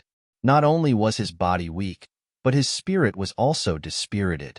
Han Shua slowly merged his entire body into the quagmire. With great effort, he shrunk to the bottom of the quagmire, concealed his consciousness, and became one with the quagmire. New insights emerged in his consciousness. Marvelous runes were imprinted into his mind. Han Shua knew that he had made a breakthrough in his state of mind. Although the demonic yuan in his demonic body was incomparably weak, it seemed to have undergone an earth-shattering transformation. The weak strands of demonic yuan were extremely tenacious, igniting his body like a spark. Every time the demonic yuan circulated a full cycle in his body with great difficulty, it would become a little thicker, and his heavily injured demonic body would recover some of its wounds. Relaxing his mind and forgetting everything, Han Shua stayed at the bottom of the quagmire. He didn't think about anything else. His consciousness was empty. He was recovering his body in this wonderful state. What? In the underground palace, one of the sovereigns, Asura, was astonished. "My lord, the Empyrean Peak is being rebuilt. I heard that Salus suffered great losses. He lost 500 to 600 of his subordinates. Among them, there are more than a dozen high gods." Luolong, who stood before Asura, said in a solemn and respectful manner. The underground palace was located under a mountain range, not far from the omphalos at the center of the fringe. It was the personal palace of Asura, who cultivated in the energy of earth. Inside the palace were Asura's trusted subordinates. Upon receiving the news, Luolong rushed to the underground palace to meet Asura. "Is it really Brian's doing?" Asura couldn't believe it. "The last time I met him, I carefully sensed him, but I didn't feel that he had such strength." Luolong put on a bitter smile and said, "I can't be wrong. Salus' subordinates are searching for him all over the fringe. I also heard that Salus has gone to Sovereign Wasis and Sovereign Log to look for Brian. It seems that Salus doesn't want Brian to live in the fringe any longer." Asura bunched his brows and pondered for a moment before he instructed Luolong, "Search for Brian's whereabouts as well. Also, keep Brian's subordinates alive. But don't take sides. We will remain neutral and watch from the sidelines." "Rest assured, my lord, I know what to do," nodded Luolong and left respectfully. After Luolong left, Asura mumbled to himself, "Brian, oh Brian, if you really are that capable, what should I do? Should I help you or kill you?" The news that the Empyrean Peak was invaded and almost razed to the ground spread across the fringe in a very short period of time. For a moment, Tanai and the Windlings became the busiest people in the fringe. The leaders of all the major powers were willing to spend huge sums of money to find out the truth. However, for some reason, the Windlings, who were usually willing to divulge their mother's secrets for the sake of crystal coins, immediately shut their mouths when they heard someone asking about the Empyrean Peak. They did not dare to say anything about the Empyrean Peak. The more they behaved like that, the more curious they became. The wretched state of the Empyrean Peak could be seen even from afar. Some things just couldn't be hidden. The ferocious gods of the fringe were constantly exchanging information. Brian had become the most discussed name in the fringe. In a valley filled with rocks, Polo learned the news from his subordinate, Kodiak. Polo wore a complicated look on his face. He too found it hard to believe. He had learned about the relationship between Han Hao and Han Shua through various sources. When he learned that Han Shua dared to invade the Empyrean Peak by himself, and that he was able to leave the Empyrean Peak alive after causing such an earth-shattering incident, he began to seriously examine the capabilities of both Han Shua and Han Hao. "Who's there?" Kodiak cried out in surprise. He vigilantly looked at the tunnel leading into the valley. A cold and detached figure slowly appeared. Han Hao scanned the surroundings and finally fixed his eyes on Polo. He did not say a word. Kodiak was startled when he saw that it was Han Hao. He recalled the news that had recently spread across the fringe. Kodiak respectfully bowed at Han Hao and gestured for Han Hao to enter the valley. The gazes of Polo's followers when they looked at Han Hao were also filled with respect. For the past 2 years, Han Hao and his god hunters had been wreaking havoc all over the fringe. They had become the fastest-growing faction in the fringe. After killing Salus' late-stage High God follower a few months ago, Han Hao had become the most powerful God Hunter faction in the Fringe. Compared to the current Polo, Han Hao and his followers were much more prestigious. As God Hunters themselves, it was only natural that Polo's followers would treat Han Hao with respect. Little Skull Han Hao, who had just escaped from Salus, had been frantically hunting down lone gods in the Fringe. He had absorbed the energy from their bodies to replenish the energy he had used to cast Sanguine Disassembly. After a period of recuperation, not only had Han Hao fully recovered, but his strength had also improved. Through his followers scattered across the Fringe, Han Hao learned that Han Hao was at the Empyrean peak. Unlike Han Shuo, who was worried that Han Hao would be killed by Salus, Han Hao was not worried about Han Shuo in the slightest. He did not take the matter to heart. From what Little Skull Han Hao could tell, if even he could escape from Salus using Sanguine Disassembly, it would be much easier for Han Shuo, whose cultivation in demonic arts was much more profound than his, to escape from Salus's pursuit. From what his followers had told him, Little Skull Han Hao could vaguely guess what had happened to his father, Han Shuo. He believed that Han Shuo must be in a state of mental stability. Once Han Shuo reappeared, the power structure of the Fringe would be shattered. Before that happened, Han Hao planned to help Han Shuo clear the path ahead of time. As Polo was a rather powerful god hunter, he became the first person Han Hao paid a visit to. When Polo saw that it was Han Hao, he was startled. He laughed and said, "Haha, what brings you here?" Han Hao calmly looked at Polo. He raised the 3-meter-long bone spear in his hand, pointed it at Polo, and asked, "Polo, have you considered my proposal?" Polo stared blankly for a moment before he recalled that Han Hao had asked him to submit to him. At that time, Polo said that he would consider it, but he did not give an answer. He did not expect that Han Hao would mention it again. "I haven't thought it through," replied Polo smilingly. Han Hao fixed his bewitching purple demon eye on Polo. In an eerie and cold voice, he said, "Polo, from today onwards, I will rule over all god hunters in the Fringe, and you will be the first. If you don't submit, I will kill you today." Upon finishing those words, Han Hao raised his head and let out a shrill howl. One after another, shadowy figures flew over and suddenly swarmed into the valley where Polo was. Han Hao's subordinates outnumbered Polo's, and they were much more well-coordinated. Their faces were dark and their eyes were filled with bloodlust. As soon as Han Shuo gave the order, they would charge at Han Hao. It seemed that Han Hao did not intend to give Polo any time or opportunity to consider. "Han Hao, you want me to submit to you? Do you have the strength to suppress me?" Instead of getting angry, Polo laughed and coldly said, "Be it in the Fringe or the God Hunter Alliance, I, Polo, am more talented than you. What makes you think you can make me submit to you? 2 years ago, I couldn't suppress you. But today, if you don't submit to me, you will die," replied Han Hao calmly. He raised the 3-meter-long bone spear in his hand. Without wasting any time, he started killing Polo.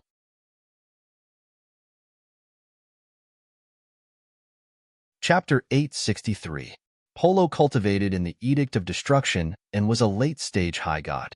He was a well-known figure among the god hunters in the Fringe. Even in the God Hunter Alliance, his prestige was higher than that of Han Hao's. Given his status and strength, it was only natural that he would not submit to someone else, especially when he did not know whether or not Han Hao had the ability to take him down. After Han Hao killed that late-stage high god of Salus, his overall strength had reached a whole new level. Not only did Salus fail to kill him, Han Hao was even more motivated to devour experts to strengthen himself. After recuperating for a period of time, Han Hao was confident that he could defeat Polo. Han Hao had never been a long-winded person, and he knew very well the rules of God Hunters. He knew that if he wished to convince Polo, he must utterly crush him in terms of strength. He must let Polo know that his days of tyrannizing the God Hunters in the Fringe were over. Han Shuo unfolded his bone spear. The aura of death and killing intent that soared to the sky fused together. An invisible ripple rapidly spread out from Han Shuo. Polo's face jolted and his face turned gloomy. It had been 2 years since they last met. Polo could sense that the current Han Hao was different from before. Both his aura and his eyes had become fiercer and sharper. His entire being resembled a sword of ice that glittered with cold light. He carried an overbearing and arrogant air. Not a single one of Polo's followers dared to act rashly without receiving orders from Han Hao. Around them, Han Hao's followers were looking at them with cold eyes. They were also waiting for Han Hao's order to attack. As soon as the aura of death and killing intent condensed, circles of ripples emerged from the tip of the bone spear. Each ripple was a boundary of death that rapidly took shape around Polo. Before Polo could react, Han Hao had gathered all the divine energy in his body into a single point, and with a flick of his jade-white arm, the bone spear was thrust at Polo. With a single thought, the other 7 bone spurs on his back whizzed out of his body. They formed a beautiful arc and shot toward Polo from 7 different directions like 7 meteors. The boundaries formed by Han Hao would not hinder the bone spears in the slightest. Instead, they would increase the power of the bone spears. Polo was caught off guard and had no choice but to defend himself. All of a sudden, a blinding light erupted around Polo. All of a sudden, all of the boundaries Han Hao had set up vanished. The bone spurs froze a few meters in front of Polo like an invisible cage, trapping him from afar. The god hunters in the vicinity knew that Han Hao and Polo had exchanged blows with each other in the intense light. But they did not know the outcome of the battle. They were all cautiously observing the two, keeping their guard up against the enemy's men, ready to strike at a moment's notice. Polo's followers were nervous because the number of god hunters Han Hao had brought with him was much greater than theirs. Moreover, they had heard of the ferocious nature of these god hunters. They knew that if Polo and Han Hao had a falling out, they would suffer the same fate as those who had been devoured by them. The divine energy in their bodies would be used to further enhance the god hunters. Han Hao wore a calm countenance. His eyes stared at Polo, and he said, "Polo, the power structure in the fringe will be broken. Even if I don't kill you today, someone else will." Polo wore a complicated expression. He looked deeply at Han Hao and hesitated for a moment before he asked, "That Brian who destroyed Empyrean Peak and escaped from Salus alive, who is he to you?" Han Hao stared blankly for a moment. He hesitated for a moment before he waved his hand and created another barrier between the two. Then, he answered, "He is my father." Polo was greatly astonished. He finally made up his mind. He forced a smile and nodded. "All right, I agree to your proposal." Han Hao nodded and removed the barrier. In front of everyone, he declared, "From today onwards, you and your men are under my control. Put away your weapons." Polo looked like he was about to cry as he ordered Kodiak's men. Polo did not have to say much to convince them that he had compromised. From today onwards, Han Hao and his god hunters would become a force that no one in the fringe would dare to belittle. Pandemonium. The 5 elite zombies, Romont, Rose, Zovik, and the others had gathered. The news that Han Shua had wreaked havoc on Empyrean Peak and killed many of Salus' followers had spread across the fringe. Lu Oolong and Little Skull Han Hao had sent messengers to inform them of the news, warning them to be careful. During this period of time, Romont, Zovik, Gorin, and the others had swept through a dozen or so forces of various sizes with the Pandemonium as the epicenter. Most of those forces were either killed or surrendered. They posed no threat to the Pandemonium. Just as they were about to go all out, the news that Han Shua had barged into Empyrean Peak all by himself reached them. Romont and Rose immediately gave up on their campaign against the Fringe and summoned everyone back to the Pandemonium. They decided to hold back for the time being. Romont, Rose, Zovik, Gorin, and Romont all wore solemn expressions. They did not know how they should deal with the current situation. Salus was a sovereign that everyone feared in the Fringe. Now that Han Shua was missing, they did not know if the Pandemonium could survive until Han Shua returned. Salus followers have been searching for Master's whereabouts. Many of Salus spies have appeared in the vicinity of our Pandemonium. We have just swept through all the forces in the Fringe. I don't think the existence of the Pandemonium can be kept a secret for long," said Zovik in annoyance. "Of course not. Given Salus' influence in the Fringe, it won't be long before he brings his men here. Sigh. Should we disperse for now and regroup when we get news of Master?" Gorin sighed helplessly. We will not leave. It was not easy to set up the pandemonium. We will not allow it to be destroyed. Metal Elite Zombie of the 5 Elite Zombies said resolutely, besides, all of you have underestimated the pandemonium. Father and I have spent so much effort to set up the pandemonium. It is not something you can imagine. Humph, even if Salus himself comes, he will have to pay a hefty price to breach the pandemonium. The 5 Elite Zombies and Han Shuo had spent too much time and effort on the pandemonium. As direct participants in the project, they knew very well how terrifying the forces hidden in the pandemonium were. They were not even afraid of Salus, one of the 5 sovereigns of the Fringe. I believe in Master's power.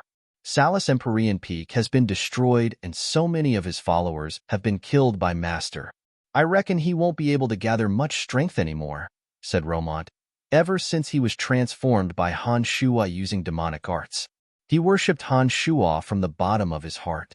Given Salus' influence in the Fringe, we won't be able to escape even if we leave the pandemonium. We might as well stay and gamble.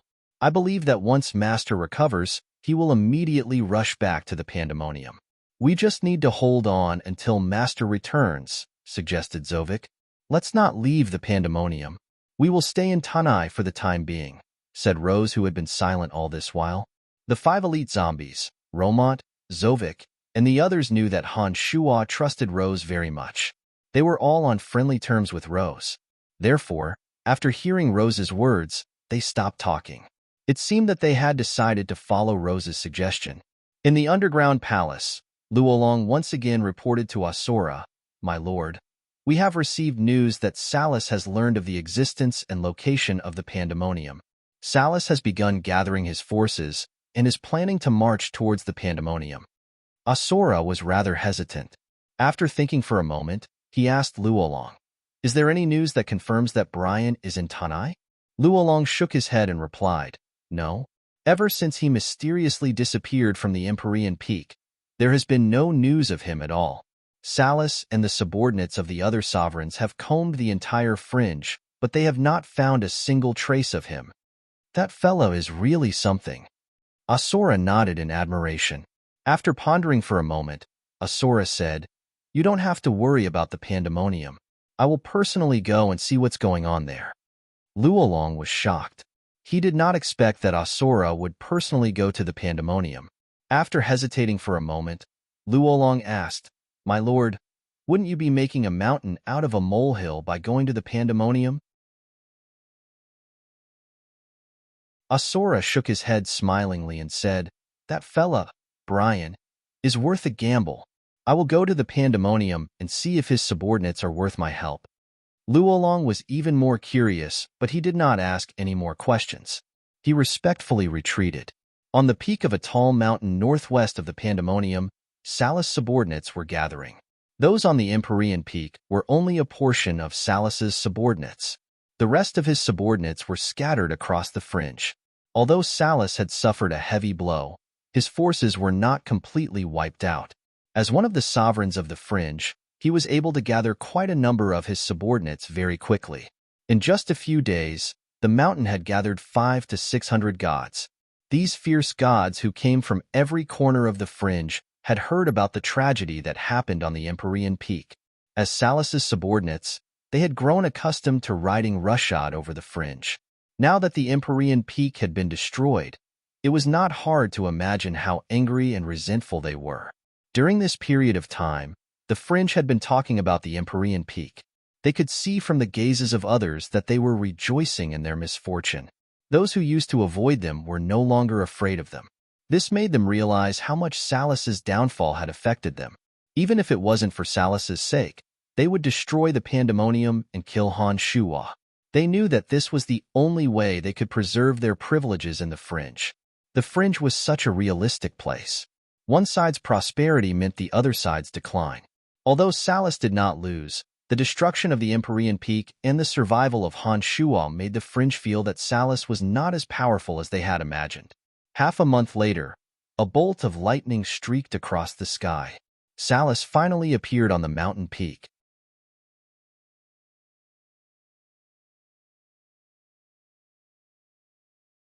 Chapter 864. My lord, you are finally here. The group of sovereigns knelt at Salus's feet respectfully. Even though the Empyrean Peak had been destroyed and Han Shuo had escaped their clutches, Salus was still the most terrifying existence in the fringe to these sovereigns.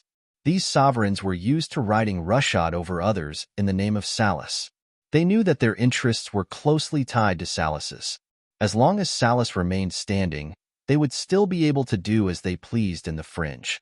But once they lost Salus's protection, not only would they no longer be able to do as they pleased in the fringe, but they would also be hunted down by their former enemies and torn to shreds. "What do you think?" asked Salus with a gloomy face. Recently, things had not been going well for him. The two sovereigns, Wasis and Log, were delighted to hear that his Empyrean Peak had been destroyed. Although they had reached an agreement verbally, it was hard to say whether or not the two sovereigns would keep their word. As one of the sovereigns of the fringe, he could not even protect his own base. He had become a laughingstock in an instant.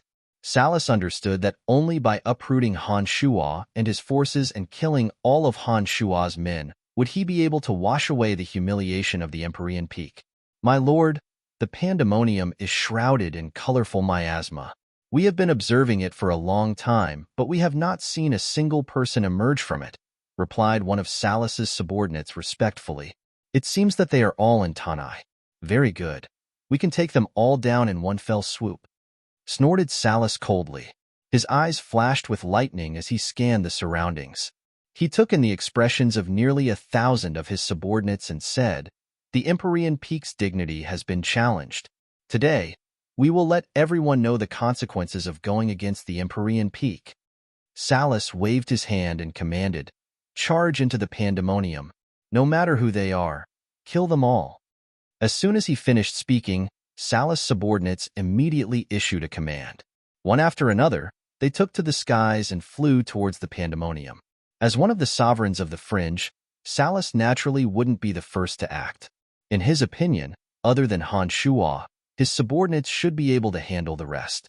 Therefore, Salus remained silent with a gloomy face. It was only when all of his subordinates were charging towards the pandemonium that he turned into a bolt of lightning and followed them.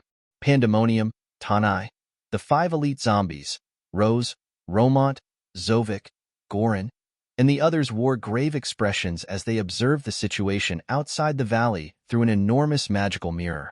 Over the years, McKinley of Ethereal City had been sending many exquisite spatial artifacts to Han Shuo. This gigantic spatial refracting mirror was one of them. Through the spatial magic matrices set up on the mountains around the pandemonium, it could reflect the scenery of the surroundings into the mirror. Through the spatial refracting mirror, Tanai and the others could clearly see most of the scenery outside the pandemonium. Through the spatial refracting mirror, they could see a large number of figures flying towards the pandemonium.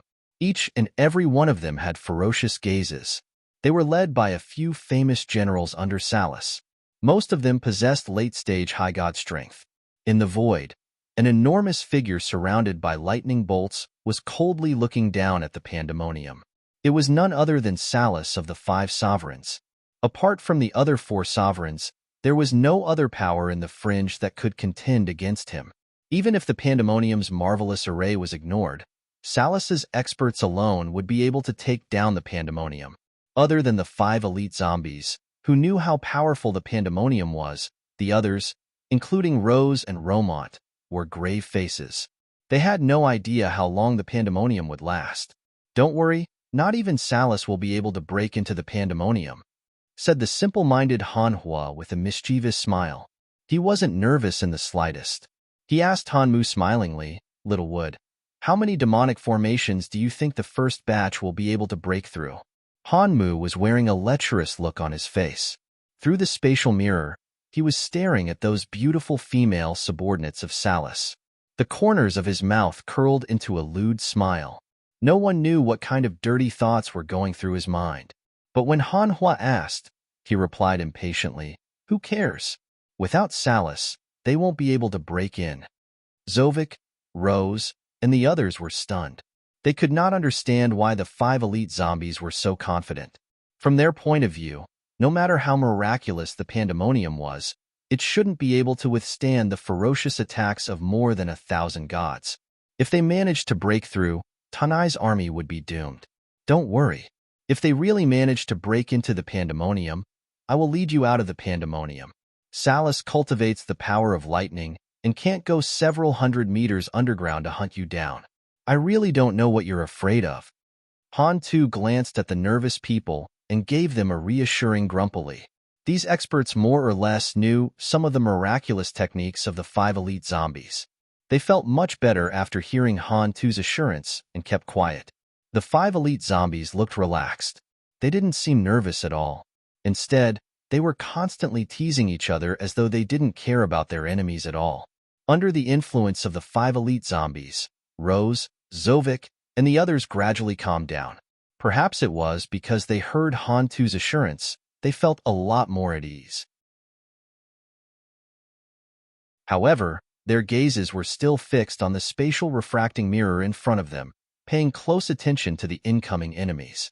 The first wave of enemies soon arrived. Salus subordinates had lived in the fringe for many years. Not all of them were mediocre. They knew how to probe the pandemonium situation first. The first to make a move weren't the most powerful subordinates under Salus, but the small characters who were usually nameless.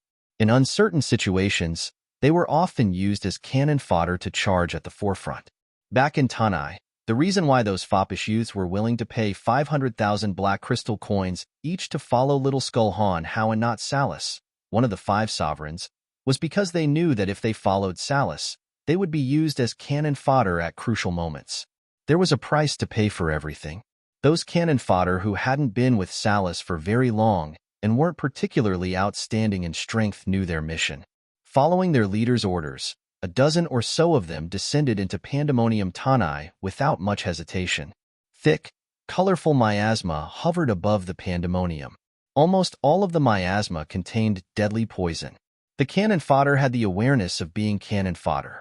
They had brought along antidotes and divine energy to protect themselves from the miasma because they knew that the miasma wasn't as beautiful as it appeared to be. But how could an ordinary person withstand the miasma deployed by Han Shuo and the 5 elite zombies? Would Elite Zombie, as a spirit of life, had spent a great deal of effort to construct the miasma for Han Shuo using poisonous plants, which allowed Han Shuo to mix acid, corpse, and phosphorus toxins into the miasma. Not only did the miasma prevent outsiders from peeking at it, it also became the first line of defense. Although those cannon fodder who knew their mission had done everything they could to prevent the miasma from invading, it was to no avail. As soon as they entered the miasma, they discovered that the multicolored miasma contained toxins that were beyond their comprehension.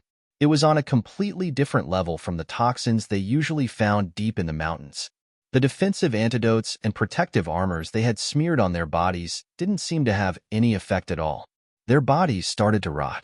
Some started to bleed from their orifices while others started to feel numb and dizzy.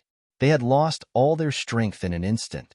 The first batch of cannon fodder sent into the pandemonium vanished without a trace. It was as though the first batch of cannon fodder had sunk into the ocean. Not simple indeed. A burly man shouted with a sullen face. There wasn't the slightest trace of grief or anger on his face after the death of his subordinates. It was as though he didn't care about the lives of his subordinates at all. An old man with messy shoulder-length hair said with a frown, "Wind elemental gods, let's work together and disperse the poisonous miasma." As soon as he said this, the gods who cultivated in the element of wind began to use the divine power in their bodies to gather the element of wind. Strong winds howled as tornadoes took shape and began to wreak havoc in the colorful miasma. Salus had a few dozen of his wind energy followers, including 5 or 6 high gods. With them working together, the entire pandemonium was shrouded in raging winds. Hurricanes and tornadoes appeared one after another, swirling around the pandemonium.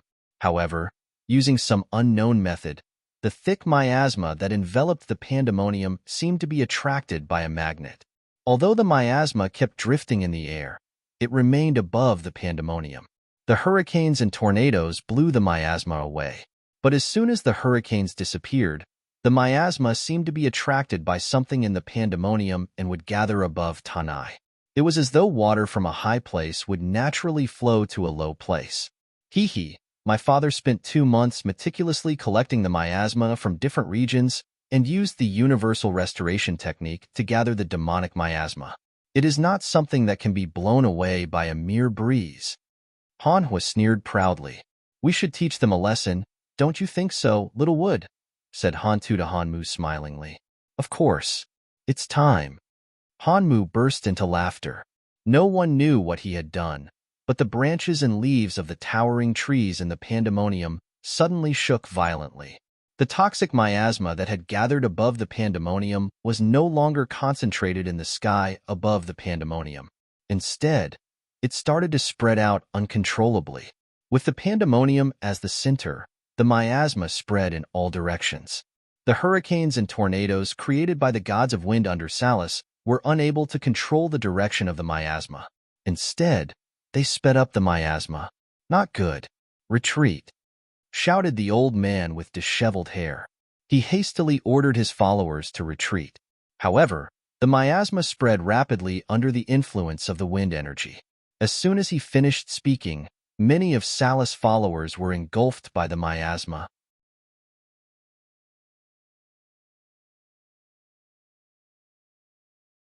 Chapter 865. All kinds of toxins in the miasma cloud were pervasive and corrosive. In an extremely short period of time, the invaders at the outer perimeter of the pandemonium were corroded into skeletons. The invaders bled from their 7 orifices. The colorful miasma contained within the miasma cloud was made from all sorts of deadly poisons. As a cultivator of demonic arts, Han Shuo was very familiar with such insidious methods. With the assistance of Wood Elite Zombie and Cauldron Spirit in the Cauldron of Myriad Demon, Han Shuo managed to refine a miasma cloud that no one in this world had ever seen. Except for those high god experts who had extremely tough divine bodies and who had anticipated this situation in advance, those mid-gods who were engulfed by the miasmic miasma and poisonous gas, almost all of them would die. Only those high god experts who had extremely tough divine bodies and had divine energy spread throughout their bodies were able to withstand the miasmic miasma. In the blink of an eye, the miasma cloud had killed 50 to 60 of Salus's mid-gods. The invaders who were close to the pandemonium retreated far away in fear. The few high gods who managed to escape from the miasma cloud had exhausted a significant amount of divine energy. Their faces were filled with fear. Tanai and the 5 elite zombies couldn't help but chuckle sinisterly. Well done, little Wood. You are indeed a cunning fella. You even made use of those idiots' wind energy. Hee. Without the help of wind energy, the miasma cloud wouldn't have been able to spread so quickly. Hanhua laughed heartily. He seemed extremely excited. Father had long anticipated that the enemies would use the energy of wind to disperse the poisonous miasma. Therefore, he specially asked me to add an extra layer to the miasma so that we can use the energy of wind to help us deal with them, said Hanmu. He did not claim credit for the plan. Instead, he pointed out that it was Han Shuo's idea to come up with this vicious plan. The 5 elite zombies discussed the uses of the miasma cloud in a lively manner. They all looked relaxed and confident after winning the first battle. Rose, Zovik, and the others, who were originally anxious, were shocked to see so many of the invaders die before they could even break through the first layer of the miasma. It was only at this moment that they began to see the power of the pandemonium's messy formations seriously. They suddenly felt that with the pandemonium around, the invaders would definitely suffer unimaginable losses. Rose suddenly felt relieved. She was even more impressed by Han Shuo. He wasn't in the pandemonium, but he was able to keep so many fringe dwellers out of the fringe with just a few years of preparation. This wasn't something an ordinary person could do. From Rose's point of view, Han Shuo would definitely become a legend in the fringe. On a steep slope outside the pandemonium, a figure was observing the changes in the pandemonium from afar. It was the other sovereign, Asura. Asura's face was filled with shock. He waved his hand, and a cloud of poisonous miasma floated over his palm. After carefully sensing the miasma cloud, Asura was even more astonished. He did not sense the usual toxins on the miasma cloud. Instead, he discovered that the miasma cloud was filled with multicolored gases. Each gas had its own unique function. All kinds of bizarre toxins were mixed together in an unimaginable way to form a special miasma cloud that he had never seen before. Asura knew that the miasma cloud contained extremely terrifying toxins. Even with his overgod strength, he couldn't completely isolate the toxins. He had to use a trace of divine energy to resist the toxins. It was evident how powerful the miasma cloud was. Asura looked at the pandemonium with a complicated expression. He mumbled to himself, "Brian. Oh, Brian, who are you?" "Lord Salus, what should we do?" asked the old man after retreating from the center of the pandemonium. He looked at Salus with a pitiful and helpless face. Salus had seen what happened just now. The miasma cloud contained terrifying toxins and was impervious to wind energy. They had no idea how they were going to break into the pandemonium. "Trash!" shouted Salus furiously. He thought that he would be able to easily kill Tanai and his men by leading a group of loyal subordinates into the pandemonium. Little did he expect that he would lose dozens of his subordinates before they could even break through the miasma cloud. If news of this were to spread, wouldn't Salus's reputation plummet to the bottom of the valley? Would he be laughed at by everyone? The old man hung his head low. His subordinates also looked dispirited and pitiful. They knew very well that Salus did not have a good temper. He would kill anyone he disliked, not even sparing his own men. When Salus was enraged, the wisest thing to do was to speak as little as possible. Roared Salus. He swept his cold gaze across his subordinates. In the past, he would have killed one or two of them to vent his anger. But this time, Salus endured it. He knew that things were different now. His reputation in the fringe had plummeted. No outsider would be willing to join him for the time being. To establish a foothold in the fringe, one must have sufficient strength. Now that every one of his subordinates was dead, he could no longer kill them whenever he wanted. "Back off, all of you. I'll break this poison cloud barrier." Sokka snorted coldly in exasperation at their failure to meet his expectations. He unfolded his domain of divinity. The element of lightning from all directions frantically converged towards Salus. In a short time, Salus was surrounded by flashes of lightning and thunderclaps. It seems that Salus' strength hasn't regressed. That Brian does have some tricks up his sleeve to be able to escape from him. Asura put on a grave face as he carefully sensed the element of lightning in the air. He could roughly guess Salus' strength from the element of lightning in the air. He could tell that Salus' strength didn't regress due to a setback in his cultivation like the rumors said. Salus' strength didn't regress because of a setback in his cultivation. With that thought in mind, Asura valued Han Shua even more. If Han Shua could easily escape from Salus, then even if Asura himself or another sovereign came to deal with Han Shua in the future, they might not be able to kill Han Shua. This meant that they would not be able to eliminate the root of the problem. No matter what, Han Shua would be a huge threat to them. After weighing the pros and cons, Asura carefully recalled the information he received about Han Shua from the City of Shadows. He made a wise decision. He would never make an enemy out of Han Shua. While Asura made a decision that would make him extremely happy in the future, Salus gathered the energy of lightning in the sky and started bombarding the pandemonium with devastating lightning. Salus' method was very simple. He ignored the chaotic formations and boundaries in the pandemonium and directed the energy of lightning in the air to bombard the pandemonium with the most ferocious lightning. Although simple, it was the most direct and most effective way to deal with the pandemonium. Bolts of lightning tore through the void and thunder rumbled incessantly towards the pandemonium. For a moment, earth-shattering explosions could be heard from every corner of the pandemonium.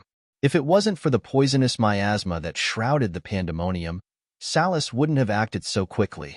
If he had allowed his subordinates to attack the pandemonium, Tanai demonic formations would have unleashed even more terrifying power. However, the presence of the poisonous miasma had instilled fear in his subordinates.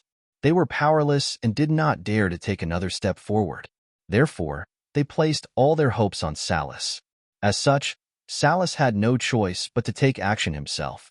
As the sovereign of the fringe, he was already feeling very aggrieved that he had to take action when the pandemonium had just begun. Damn it, This Salus is way too fast. I haven't even had the chance to have some fun yet. I have already prepared so many demonic formations for his subordinates. Why is he so excited? Cursed Han Hua. He felt that Salus was being too unreasonable. Zovik put on a bitter smile and said, "It's because the poisonous miasma is too powerful. They can't blast it away, and they don't want to die. They won't dare to attack us anymore." Why didn't you say so earlier? Cursed Han Mu. No matter what, we still have to kill as many of his subordinates as we can. I got it. We can pretend that a part of the pandemonium has been destroyed and lure them in. Haha, Han Mu, you are truly cunning. That's for the best, laughed Han Hua. While chuckling mischievously, Han Mu once again made his move. He used his soul to communicate with the towering ancient trees that served as the special formation cores of the demonic formations. As though they were highly intelligent life forms, they wriggled their branches and shook their dense foliage. Salus's bolts of heavenly lightning struck the pandemonium, causing earth-shattering explosions. However, the poisonous miasma that shrouded the pandemonium never dissipated. This made Salus even more furious. He spared no effort in gathering the energy of lightning in the vicinity. Suddenly, for some unknown reason, the poisonous miasma that filled the sky above the pandemonium seemed to be sucked in by an enormous suction force. It was sucked into the densely packed holes in the nearby mountains of Tanai. Salus stared blankly for a moment before he laughed sinisterly and shouted, "Kill your way into Tanai! The energy towers and barriers that formed the poisonous miasma have been destroyed by the energy of lightning. Enter the pandemonium and kill all of them. Don't worry, that Brian fellow won't be able to escape from me this time." Salus had absolute confidence in his own strength. In his opinion, Tanai's defenses were very limited. No barriers could withstand the full power of an expert with overgod strength. Therefore, he decisively ordered his subordinates to attack with all their might. Just like how Salus trusted himself, his subordinates also trusted Salus. For so many years, Salus had run amok in the fringe. No matter how arrogant or how strange the barriers were, none of them could withstand his lightning attacks. The sudden disappearance of the miasma seemed to prove that Salus's judgment was correct. The high gods who had suffered in the miasma had been waiting for this opportunity. Without hesitation, they ordered their subordinates to attack with all their might. They themselves took the lead and flew towards the pandemonium from all directions.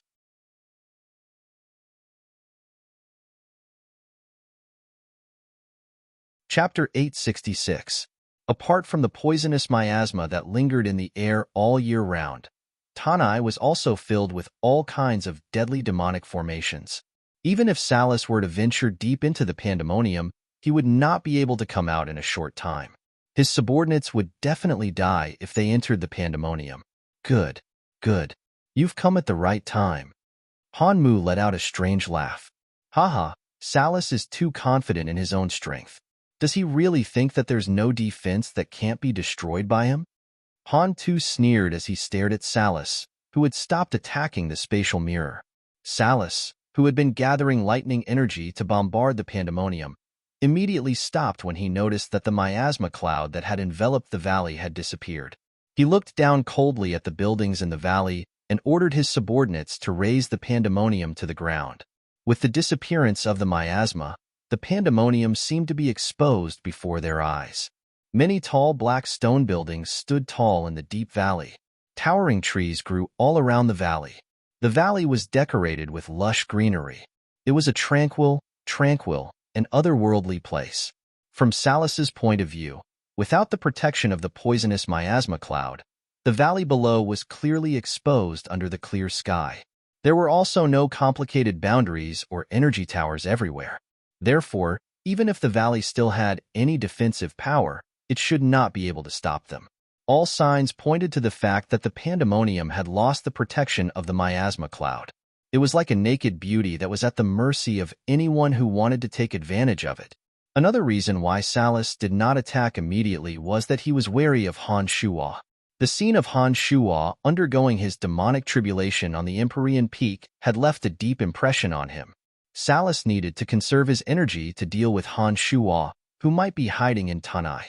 Salas's subordinates descended into the pandemonium one after another. However, before they could reach the bottom of the valley, they suddenly realized that the scenery had changed. The valley had suddenly turned hazy. The clear view of the bottom of the valley was like a mirage. You could see it from afar, but when you tried to get close, you would realize that it was just an illusion. As a matter of fact, the pandemonium was indeed just an illusory formation.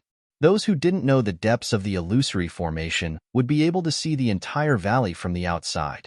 But if they were to enter the valley, they would discover that what they saw was completely different. One by one, Salas's men fell to the bottom of the valley and suddenly realized that they had lost their way. There was a chilly wind blowing around them, and a soul-stirring howling sound lingered in their ears. In an instant, they found themselves in a completely unfamiliar space, and they couldn't see their comrades clearly at all. There were also some people who suddenly found that the bushes were entangling them crazily the moment they reached the bottom of the valley. The leaves were as sharp as knives and had an emerald luster. It seemed that they were also dipped in poison. There were also some who found themselves in the eye of a raging storm. There were people who looked exactly like them and were attacking them in a frenzy. Those who didn't have a strong will would immediately break down. Many of them couldn't withstand the bizarre pressure and would lose their sense of self and sink into oblivion. Many strange demonic formations activated as soon as someone entered the valley. Those subordinates of Salas who entered the valley were all trapped by the demonic formations. Facing the strange attack methods that were different from this universe, many of them couldn't adapt to it. The demonic formations took advantage of their weakness and killed them in an instant. Mournful wails of agony could be heard from the bottom of the pandemonium. Those who heard them would feel their blood run cold. Ha ha ha ha! The 5 elite zombies were rocking back and forth in laughter. They were extremely pleased to see those who fell into the demonic formations being killed. Rose, Roman, Zovik, and the others watched the visitors who fell into the demonic formation being killed by all kinds of strange powers through the space mirror in front of them. Their expressions were extremely interesting. "Master's means are truly beyond our imagination," exclaimed Romont. His admiration for Han Shuo was growing. "It seems that our worries were unfounded. Hee, I didn't expect this place to be so dangerous. It seems that in the future, as long as we return to Tanai, we won't have to worry about being hunted down," said Gorin smilingly. He was no longer as nervous as before. "With this, Salas will have even fewer subordinates to use. I reckon that after this battle, Salas will be greatly weakened. Even if he wins, he will be the weakest among the 5 sovereigns in the fringe. Haha, serves him right for offending his lordship," said the shifty-eyed Zovik with a mischievous grin. Through the magical mirror in front of them, they could clearly see what was happening in every corner of the pandemonium. Inside the pandemonium, the followers of Salas were being slaughtered one after another. Even high god experts couldn't withstand the bizarre attacks of the demonic formations. Most of the time, they would lose control of their minds and start attacking in a frenzy. What are those people doing?" asked Rose puzzledly. She pointed at Salas' subordinates who had fallen into an illusion and were madly attacking the air. "Why are they killing each other?" Galen was also a little puzzled. In the other magic formation, the subordinates of Salas all looked bitter and hateful. Inside, they were killing each other. After a while, 20 people came in, but only 6 of them were still fighting each other.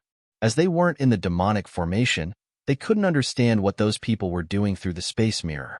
Hee, this is a power that confuses the mind. If you don't enter, you will never understand what they are doing," said Hanmu proudly. He smilingly said to them, "After today's matter is over, you can enter and have some fun. Then, you will know why they are going crazy. Forget it. Just looking at their actions is enough to make my scalp tingle. If I am careless and kill all my subordinates, I will die of regret." Gorin was all smiles and waved his hands. After witnessing the evilness and strangeness of the pandemonium, he didn't dare to enter recklessly. "Haha, Gorin, at least you know what's good for you," teased Zovik. I just don't want to die without knowing why, replied Gorin with a bitter smile. Gorin wasn't lying at all. Those who died in the illusory formation didn't know who killed them. Perhaps it was their best friend, or even their relative who killed them. It was indeed a terrible tragedy. While the 5 elite zombies in the pandemonium looked relaxed, Asura, who was secretly observing the situation in the pandemonium, was getting more and more amazed. Although Asura was some distance away, he could see the general situation in Tanai. Salus subordinates that fell to the bottom of the pandemonium were killed by all kinds of mystical energies. Although Asura was one of the 5 sovereigns of the Fringe, he didn't understand the mysteries of demonic arts from another world. Everything in Tanai was so mysterious and unfathomable to him. No matter how carefully he observed, he couldn't see a single clue. The only thing he could tell was that the pandemonium was a tragedy that was happening all the time. The shrill screams were like a symphony of death, playing all over Tanai. The more Asura observed and learned about the pandemonium, the more he admired Han Shuwa. He knew that even the underground palace he had spent 1,000 years building did not have such a bizarre and unfathomable defensive power. Han Shuwa, on the other hand, had only been in the Fringe for a few years. Yet, in such a short time, Han Shuwa had established a foothold in the pandemonium and turned it into a place of great danger. This proved that Han Shuwa had an extremely mysterious barrier protecting him. Asura made up his mind that he must not make an enemy out of Han Shuwa. At this critical moment, he had to find a way to express goodwill to Han Shuwa. If Asura could see the changes at the bottom of the pandemonium, naturally, the other sovereign, Salus, could also see that something was amiss. Salus, who had just relaxed for a moment, didn't pay much attention to the first screams of his subordinates. He thought that it was normal to have casualties at the bottom of the pandemonium. Gradually, the screams grew louder and louder. It was as though someone was dying at every corner of the pandemonium. In this way, Salus had no choice but to look at the situation at the bottom of the valley again. Then, he discovered that the bottom of the valley was filled with many unknown forces at some point in time. Those unknown forces were arranged in a special way, forming many wonderful attacks that were quickly killing his subordinates who had fallen into the valley. Before he could relax, Salus turned pale with fright. By then, many of his subordinates had already entered the pandemonium. He couldn't bombard the pandemonium with his lightning energy. Salus was furious. He roared in the sky above the pandemonium, "Everyone, get out of here!" However, it was easy to enter the pandemonium, but difficult to leave. Those subordinates of Salus who had easily entered the pandemonium were trapped by all sorts of demonic formations. They couldn't break free from the demonic formations. Some of them had lost their minds and were fighting with themselves. They couldn't even hear Salus' shouts. Therefore, although Salus was shouting in the sky, none of his subordinates could break free from the demonic formations. They were still wailing like ghosts and howling like wolves. The death toll was increasing at a rate of 1 every few minutes. The bottom of the pandemonium was now littered with corpses. Salus had no choice but to personally enter the pandemonium and destroy the demonic formations one after another. After all, he was a powerhouse with the power of an overgod. When Salus charged into the center of the demonic formation while covered in lightning, the demonic formation's power was unable to break through the defenses of the lightning power in his body. They were unable to cause any substantial damage to Salus. However, those demonic formations that could confuse one's mind were equally effective against Salus. They instantly pulled Salus into an illusion. However, as an overgod, Salus had cultivated his mind to a higher level than his subordinates. His divine soul was also different from that of an average high god. He broke free from the demonic formations in a very short time and destroyed everything in sight. In just a short while, the 3 demonic formations had stopped functioning. "It seems that it's my turn now." Asura, who had been observing from the dark, smiled when he saw that Salus had finally gone all out. He flew towards the pandemonium.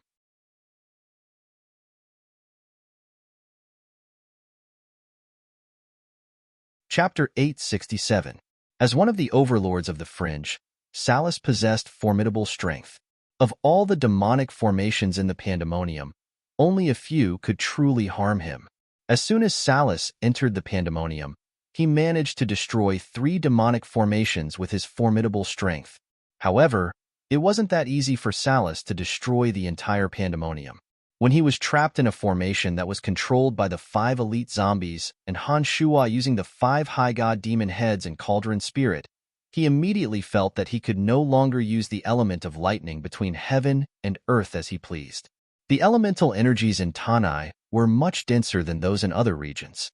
Salus immediately sensed it the moment he entered the pandemonium. That was why he was able to use more of his lightning energy to destroy everything in his sight.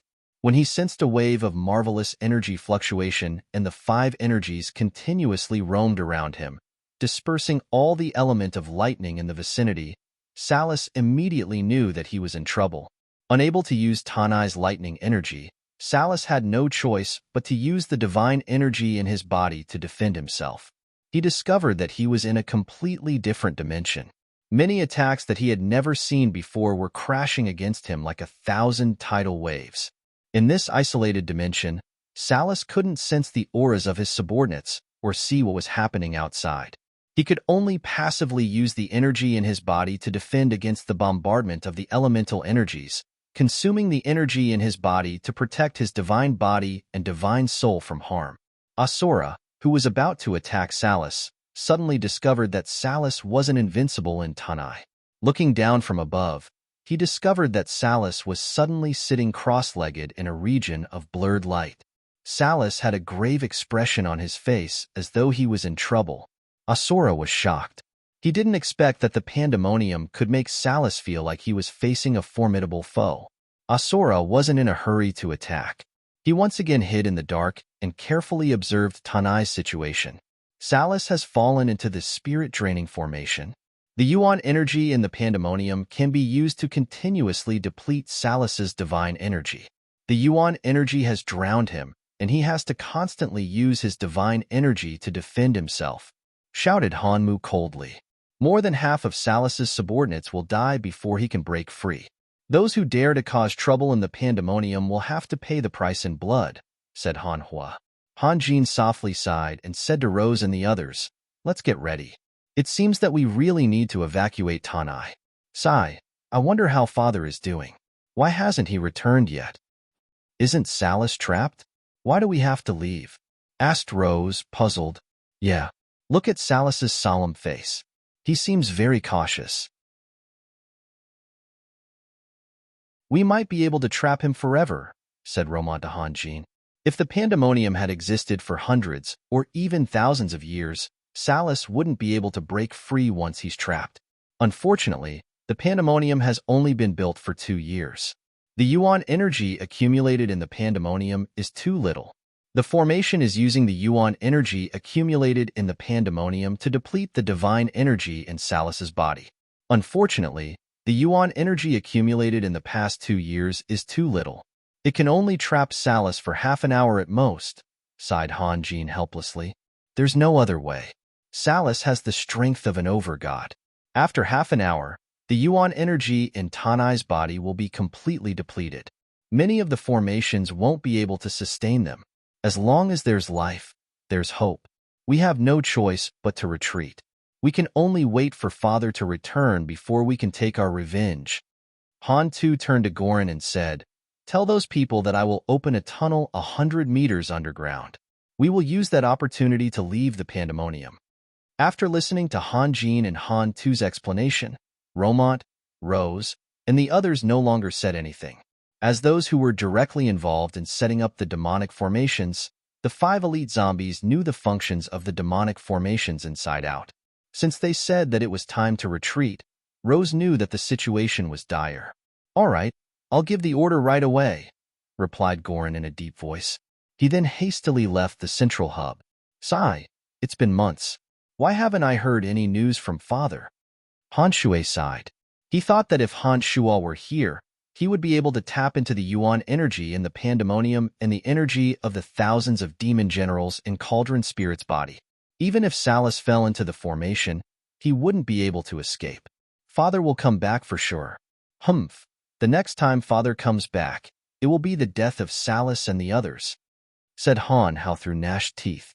The 5 elite zombies had spent so much time and energy to set up the pandemonium. Now that the pandemonium was about to be destroyed by Salus, they couldn't bear to let it go. Let's get ready. We'll be leaving in a while. Hanmu waved his hand.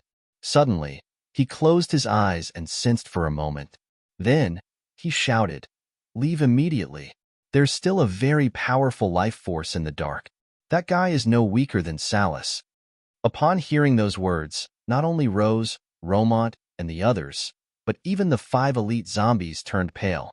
Salus alone was terrifying enough.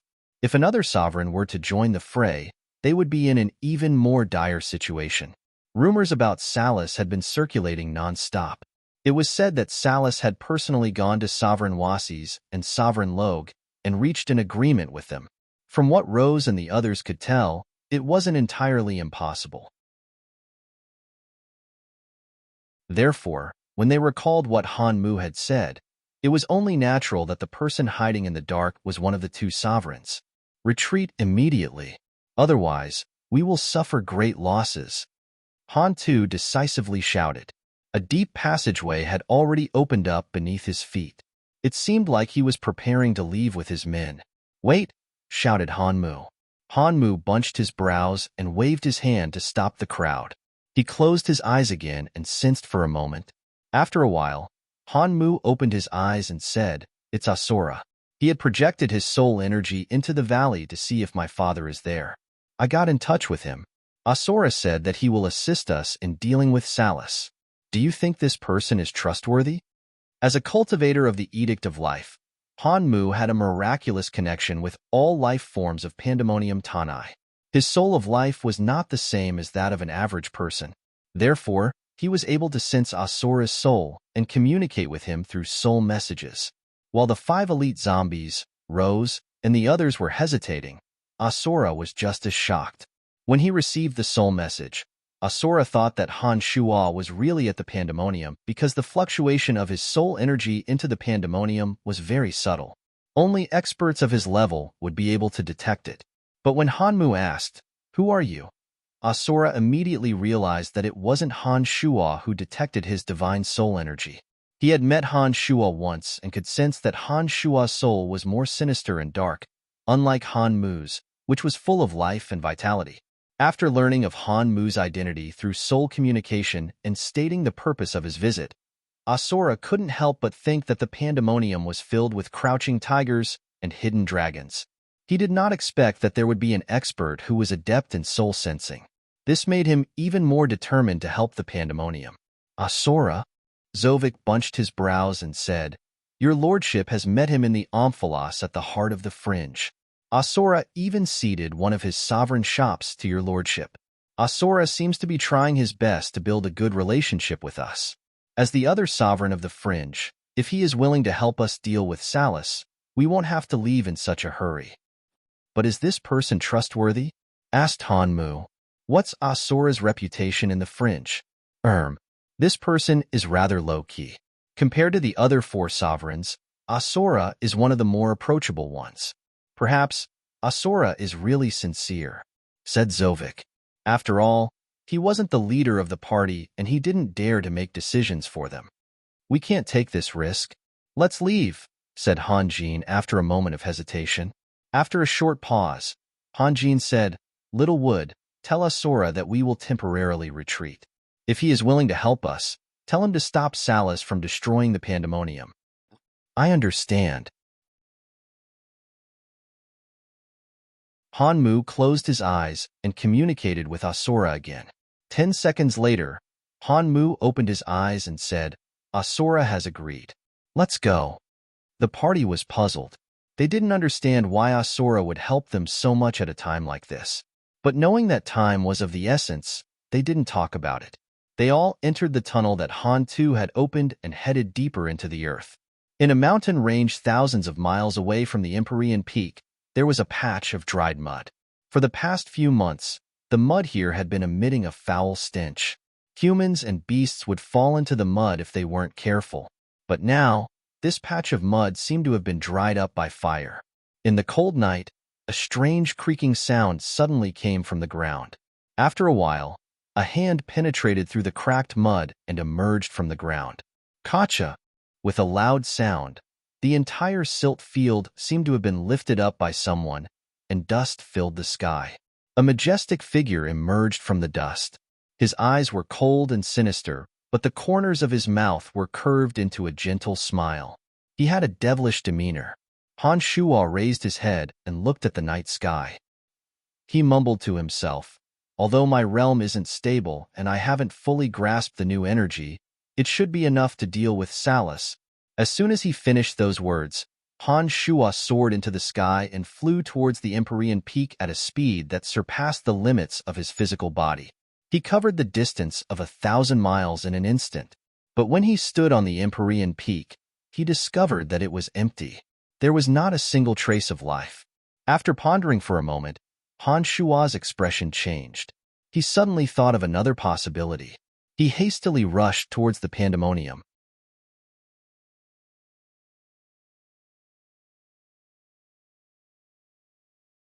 Chapter 868.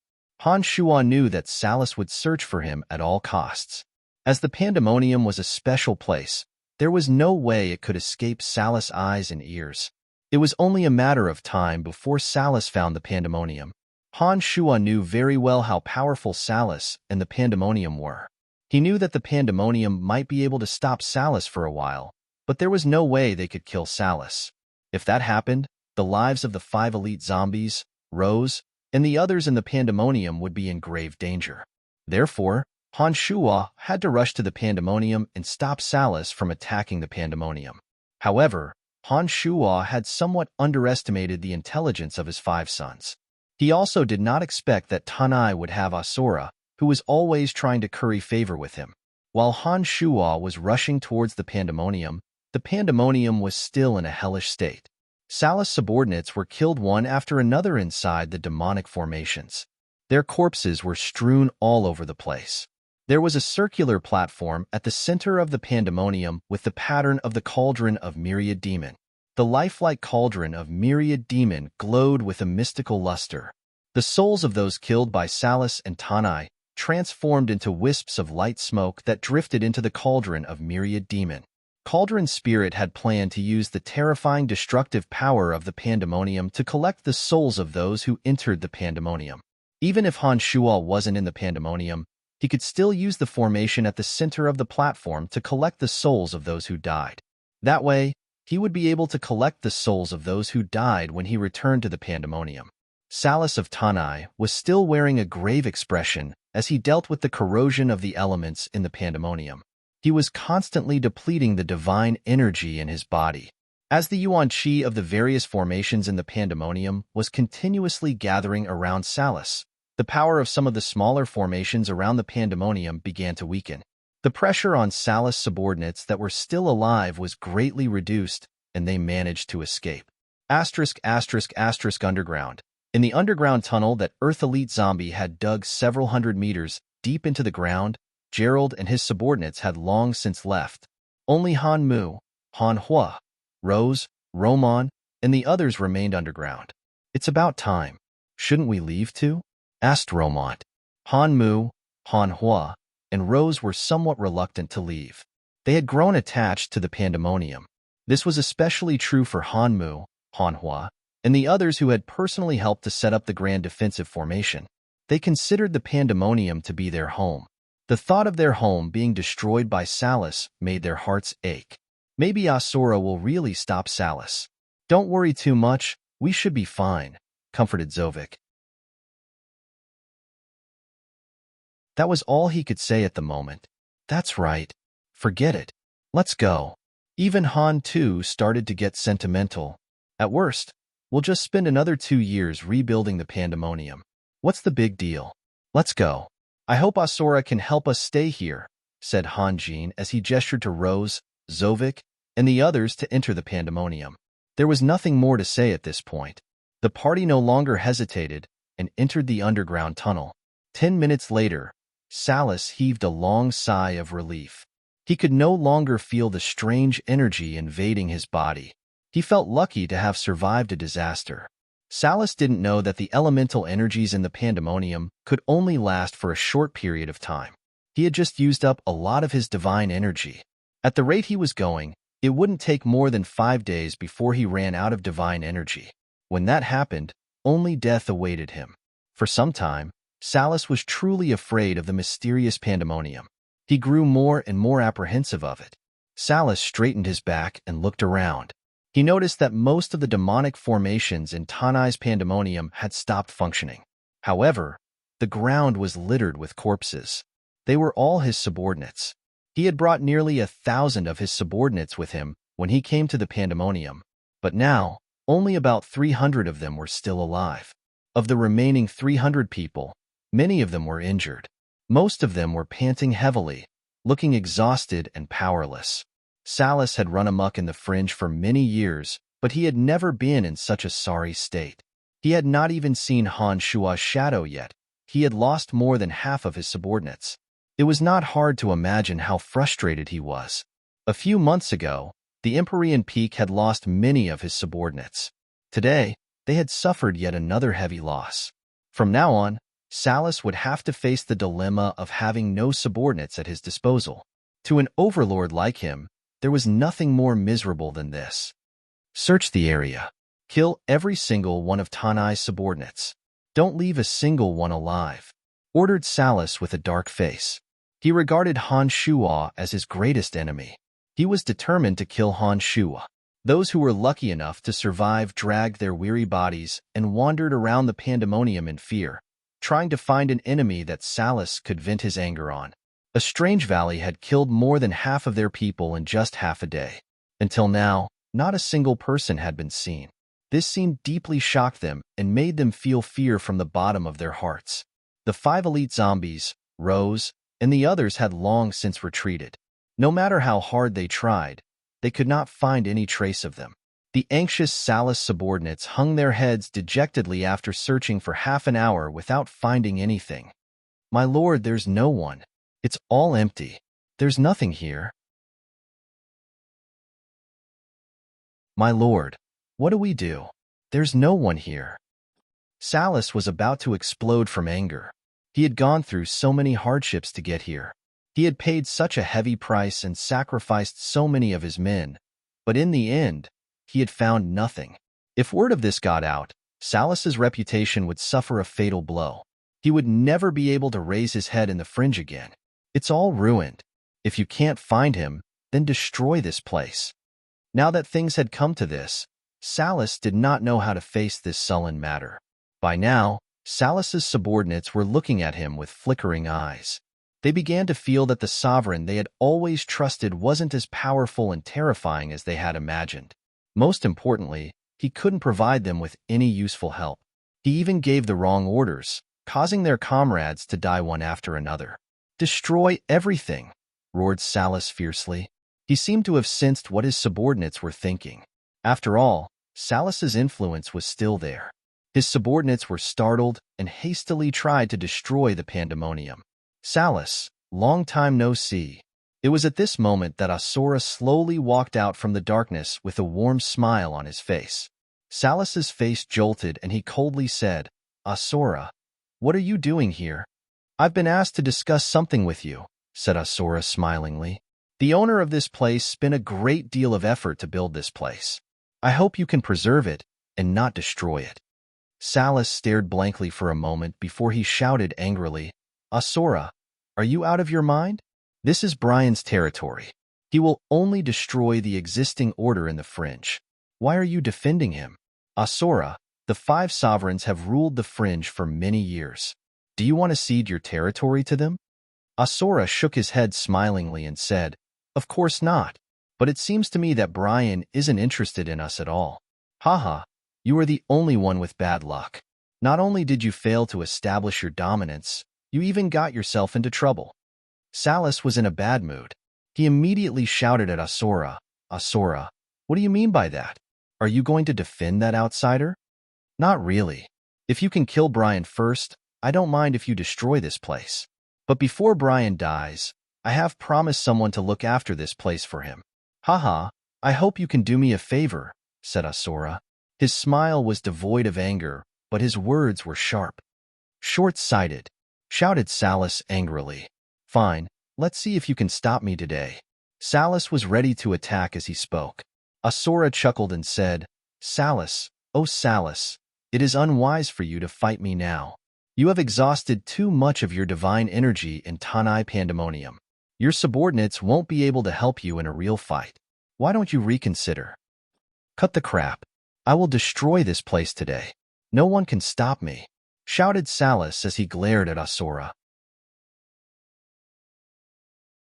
As soon as Salus made his move, his subordinates who were planning to destroy the Pandemonium scattered in all directions.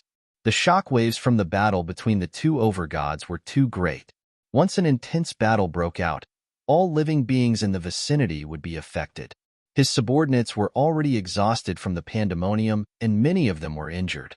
They were at their weakest. If the two overgods were to get into a fight, they wouldn't have the time to care about their subordinates, and they would be the ones to suffer the most. The two overgods were about to fight in the Pandemonium. To prevent the shockwaves from the battle from damaging the Pandemonium, Asura immediately retreated a distance away. Salus was furious. He ignored everything else and chased after Asura. For a moment, the sky was filled with lightning bolts.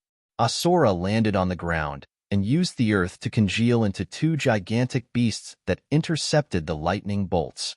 The two overgods clashed near the Pandemonium. Thunderous booms resounded incessantly. Bolts of lightning and mounds of earth were uprooted from the ground. The energy of lightning and earth destroyed two mountains near the Pandemonium, razing everything to the ground. A battle between overgods would usually last for a long time. In addition to the fact that the two were evenly matched in strength, the battle was truly earth-shattering. It would take at least a day or two to end. At this moment, Han Shuo was rushing towards the Pandemonium at lightning speed. In the fringe, the other three sovereigns sensed the terrifying commotion coming from the Pandemonium at the same time. Tyre, Logue, and Wasis rushed towards the Pandemonium without hesitation.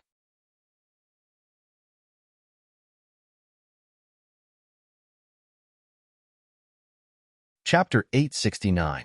In the Pandemonium, Salus' subordinates were fleeing like rats, trying their best to get as far away from the place as possible. The two sovereigns, Asura and Salus, caused an earth-shattering commotion in the surrounding mountains. The two were evenly matched in strength. As overgods, the battle was truly intense.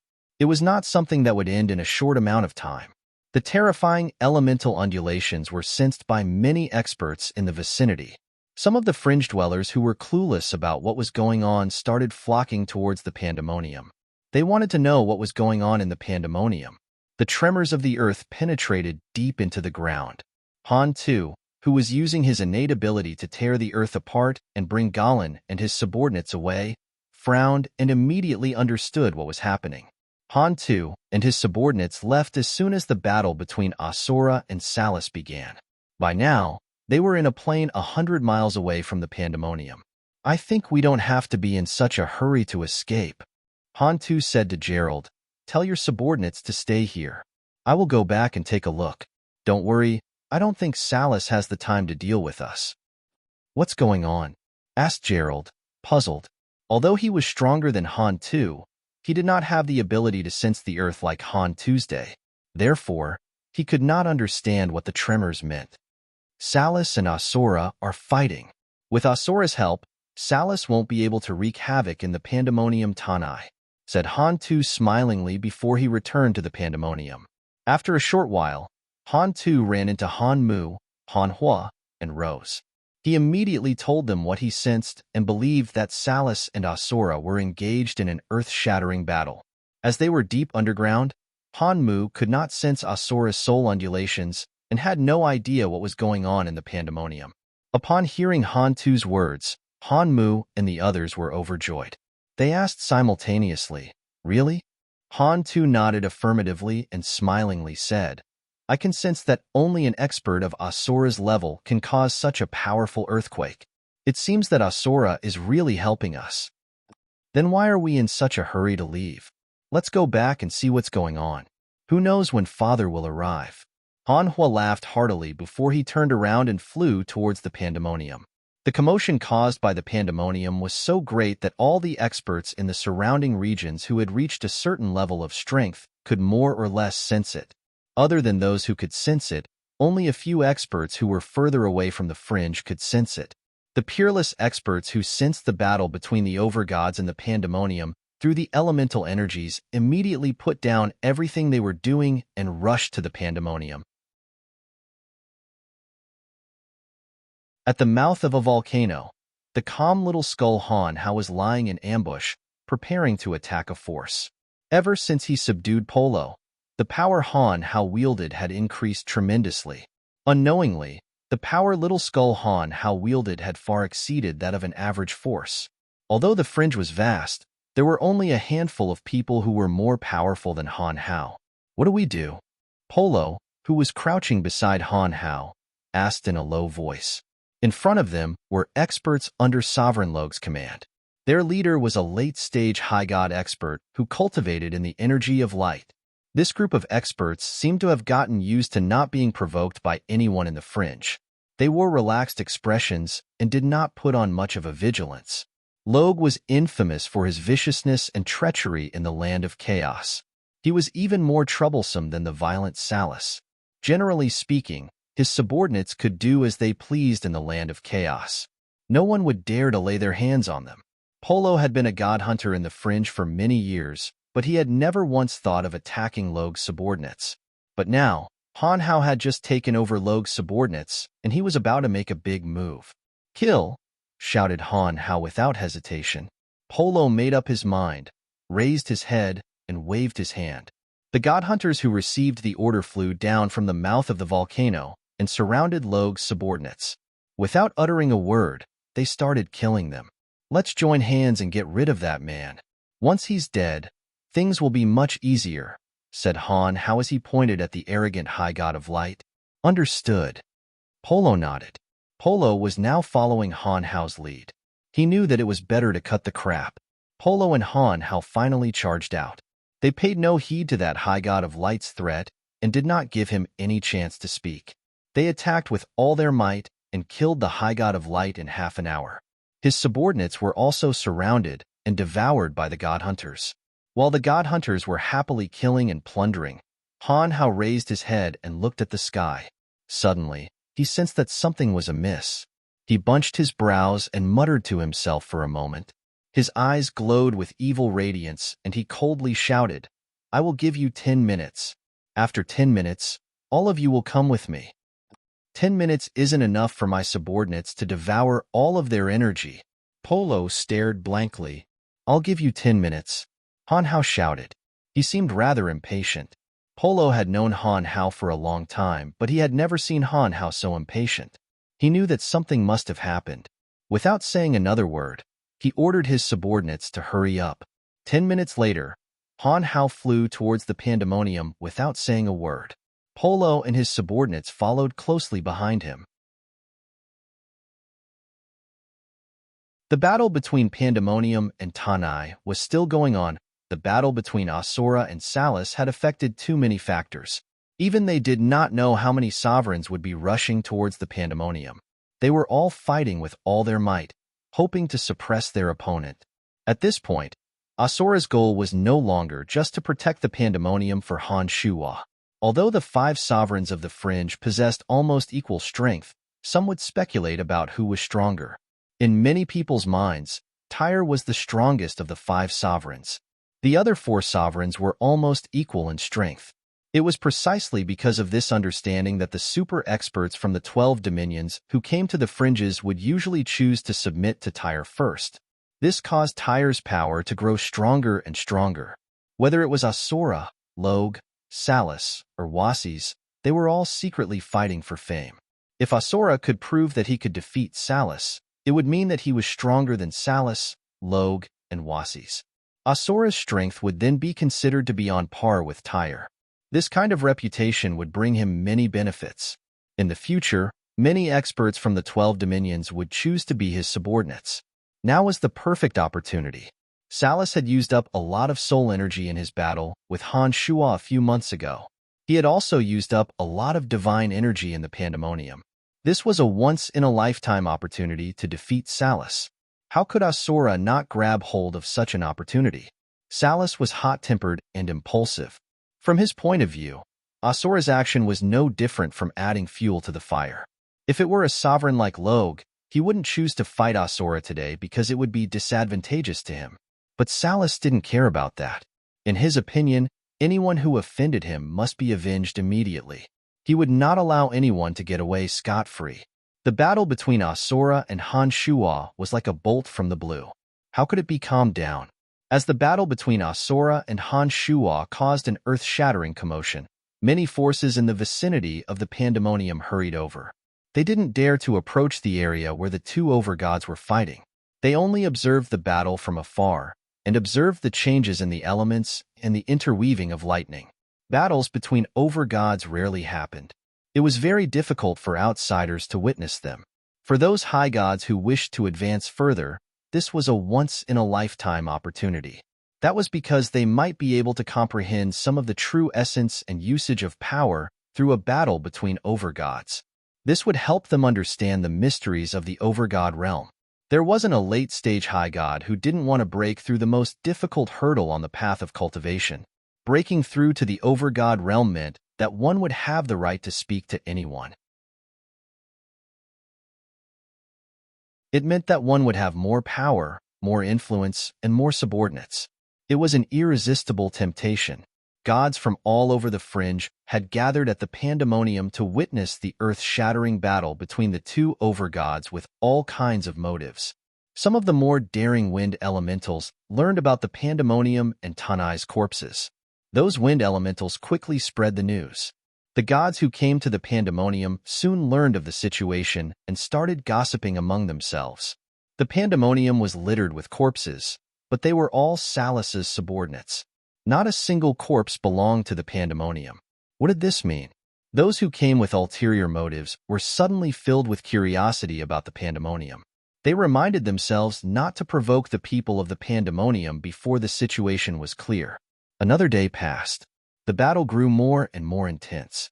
The sky was filled with lightning bolts and thunder. The earth undulated like an ocean while all kinds of energies soared into the sky. On this day, a big fat man with a benevolent smile appeared in the pandemonium. His beady eyes sparkled with amazement as he observed the battle between Asura and Salus from afar. It's Monarch Log. He's here. A high god of death sensed the change in the energy of death around him. He couldn't help but exclaim in shock when he raised his head to look. The crowd raised their heads and saw the big fat man. Their faces jolted, and they quietly left the area as though they were trying to avoid the plague.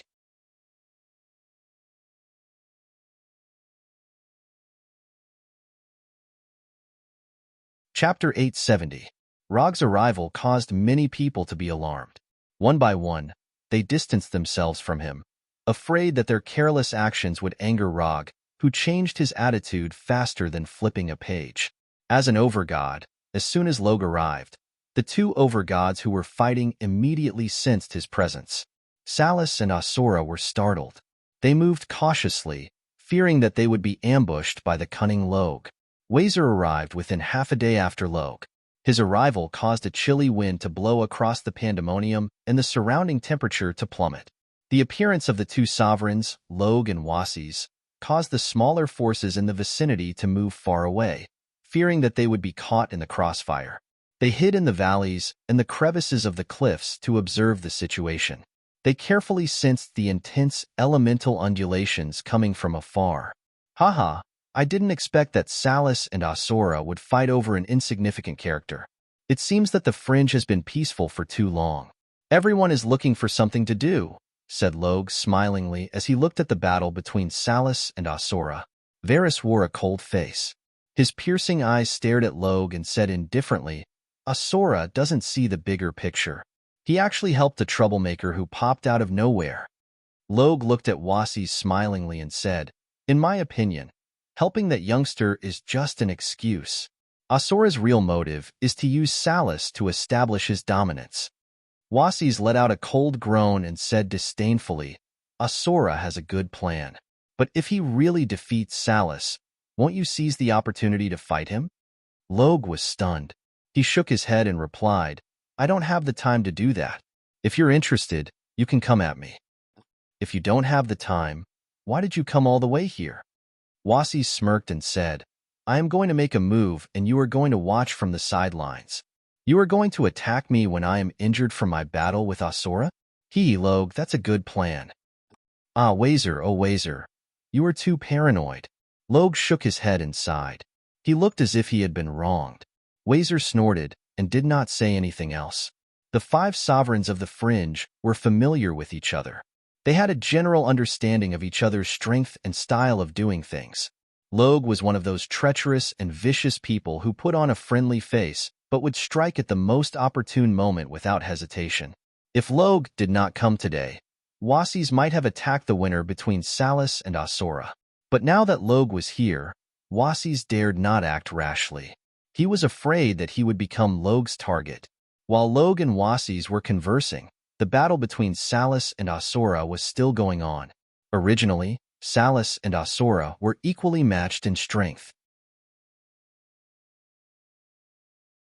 However, Salus had exhausted the energy of his believers from several material planes in his battle against Han Shuwa. Then, he had consumed too much divine energy in the battle against Pandemonium Tanai. Therefore, as the battle went on, Salus began to show signs of fatigue. Asura, on the other hand, had taken the defensive stance right from the start. He used the energy of the earth element to withstand Salus' lightning strikes. As the battle dragged on, Salus began to show signs of exhaustion. Asura finally began to go on the offensive. One side was unstoppable, while the other was exhausted. Salus finally realized that he was in a disadvantageous position. As Asura's attacks grew fiercer and fiercer, Salus found it hard to keep up. Gradually, he fell into a disadvantageous position. The battle between the 2 overgods was so intense that most of the spectators couldn't see it clearly. But from the density of the elements in the air, they could roughly tell which side had the upper hand. When the battle began, the energy of thunder and lightning filled the entire space. Asura's earth element seemed to be weakening. But as time went by, the spectators noticed that the energy of thunder and lightning above their heads had gradually weakened. On the contrary, the energy of earth element had become denser and denser. The spectators knew that Salus had fallen into a disadvantageous position. They did not know what happened before the battle between Salus and Asura, but judging from the current situation, Asura seemed to be slightly stronger than Salus. That was more than enough. In the future, when the 12 dominions came to the Fringe, if they had to choose between Salus and Asura, they would undoubtedly choose the stronger one. Logue and Wazer looked on coldly from the sidelines. Salus and Asura were still engaged in battle. 4 of the 5 sovereigns of the Fringe had arrived.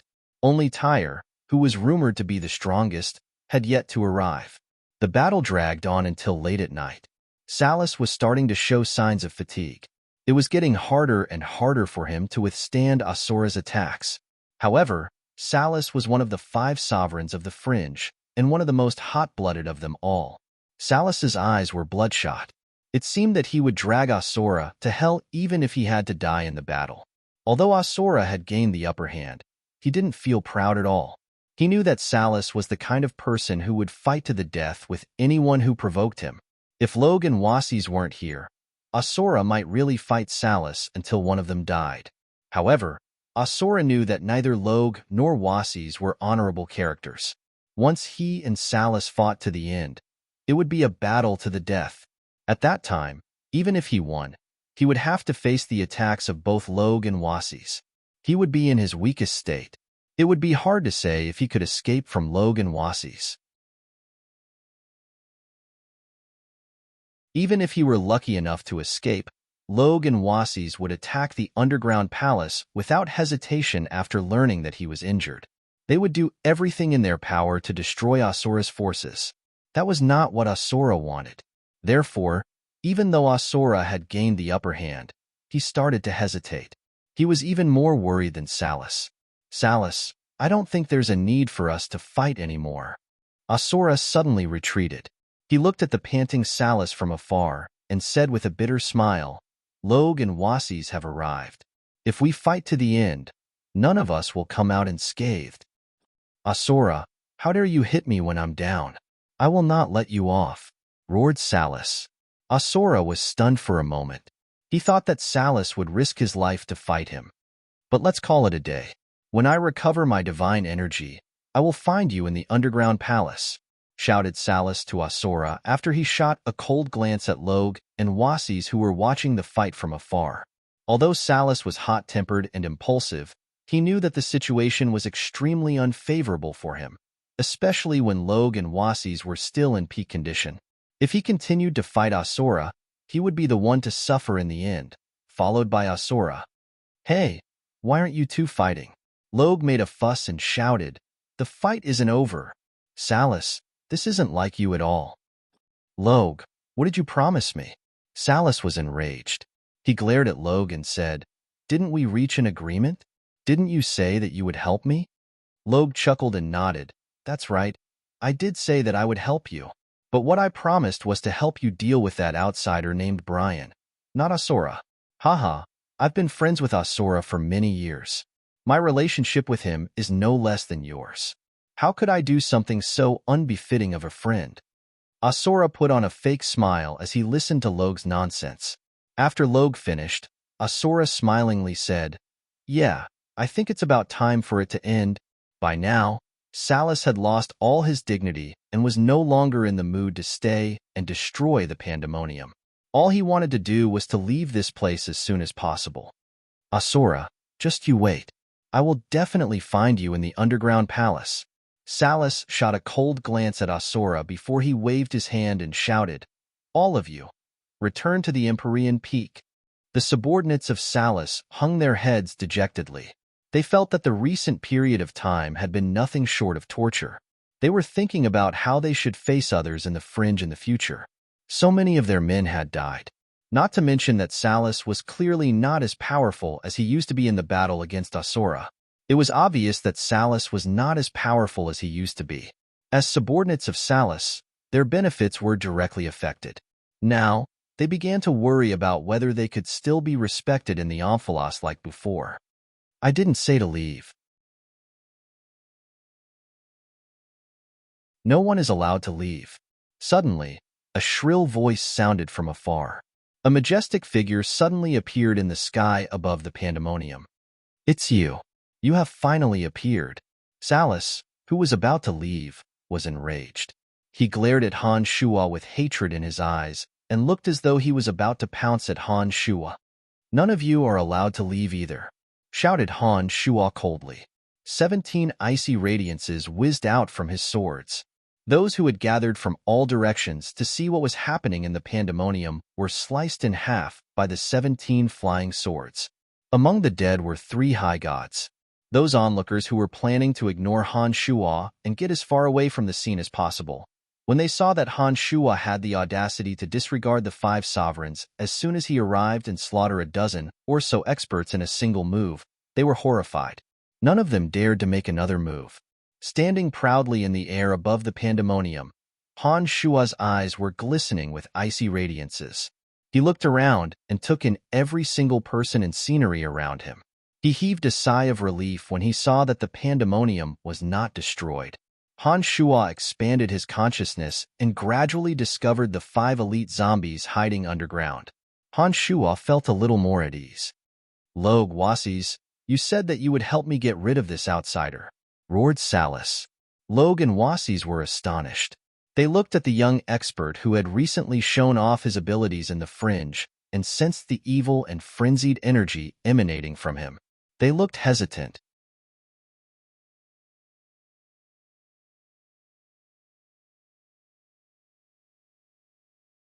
Chapter 871.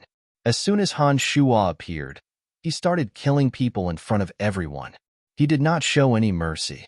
Not only that, those he killed were not Salus's subordinates, but the bystanders who were trying to escape from this dangerous place. The 17 flying swords whizzed through the air and took away more than a dozen lives. It all happened in the blink of an eye. Before anyone could react, the dozen or so people had turned into puddles of blood. This was the first time that Logue and Wasis had seen Han Shuo in person. When they discovered that Han Shuo possessed unfathomable strength, their faces turned gloomy. Instead of joining forces with Salas to deal with Han Shuo, they remained unusually silent. "Hey Brian, it's been a long time." "Hee, I've been fighting with Salas for the sake of protecting the pandemonium for you," said Asura with a smile on his face.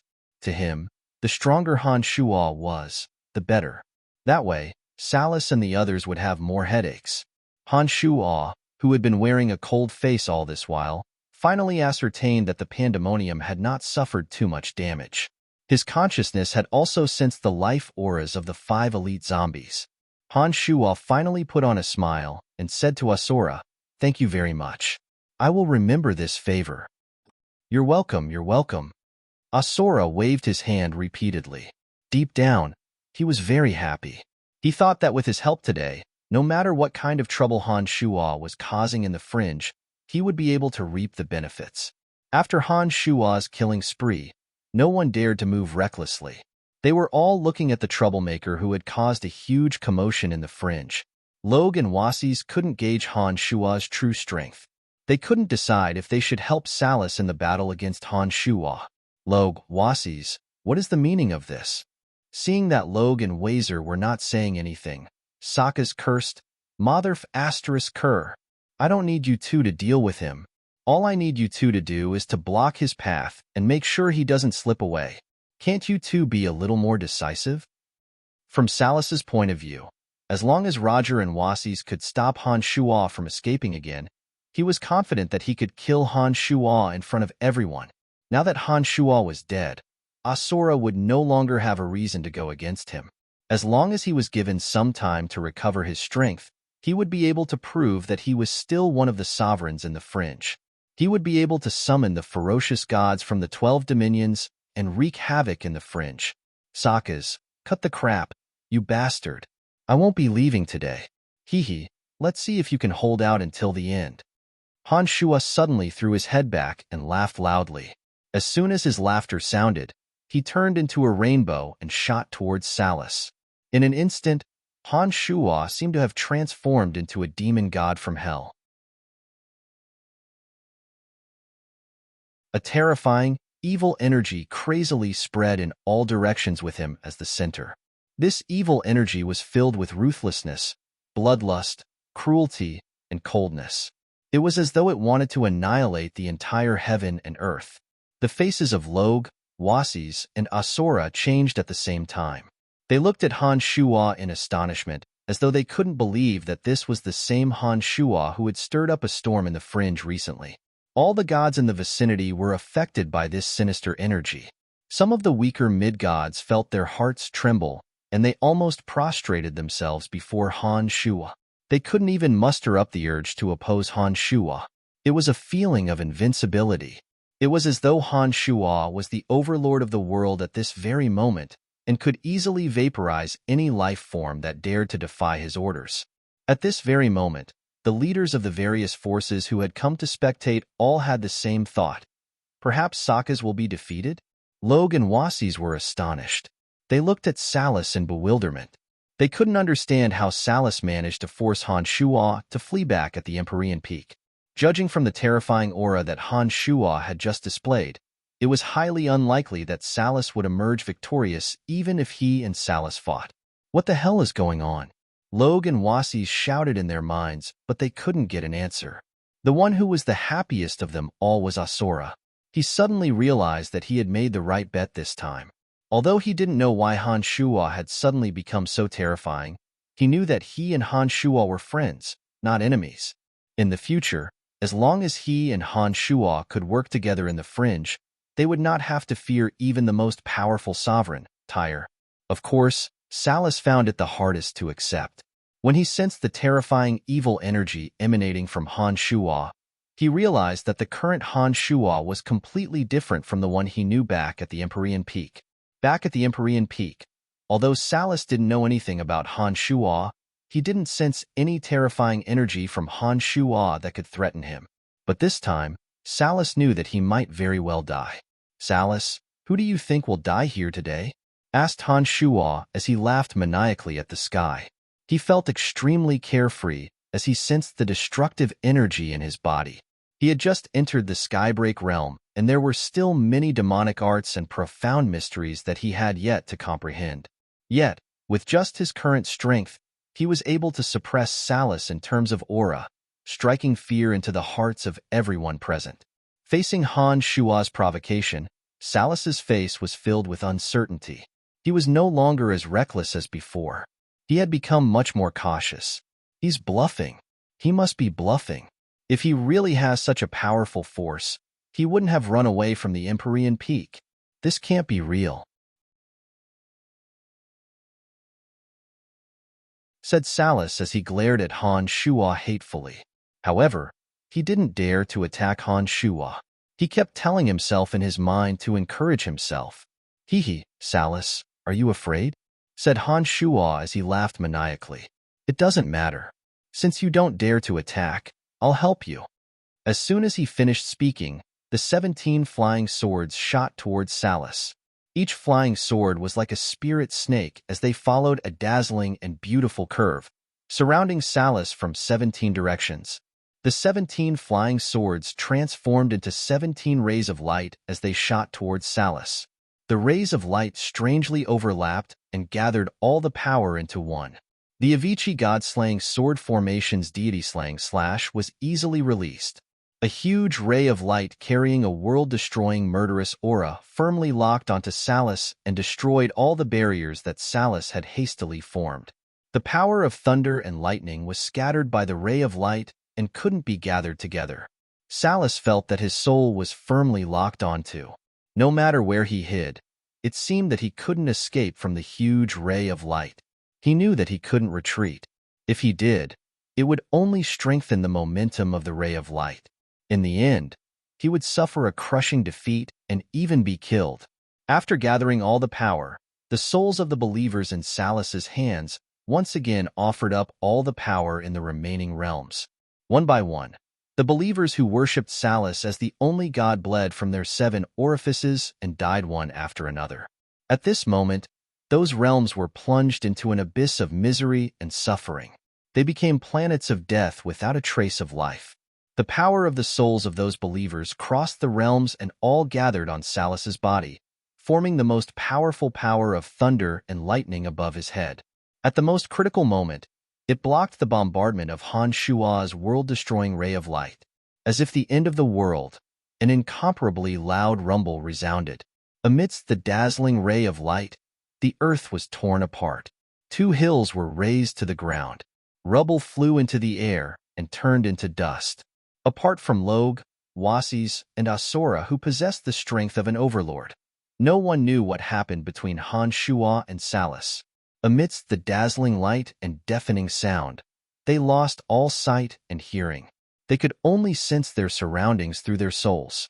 After a long time, the dazzling light dissipated and the flying sand and stones gradually calmed down. Salus panted heavily. He glared at Han Shuo, who had an indifferent expression, and said, "That's it for today. I won't let you go. If it wasn't for the fact that I had fought with Asura earlier, I would have killed you."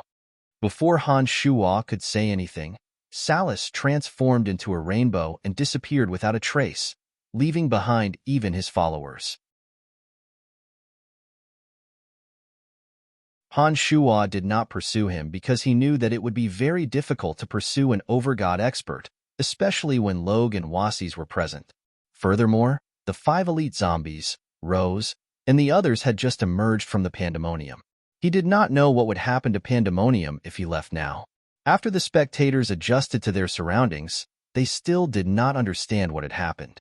But after seeing Salus's sudden departure, they came to the conclusion that Salus was afraid of Han Shuo. I'm just here to watch the show. I have no intention of making an enemy out of you."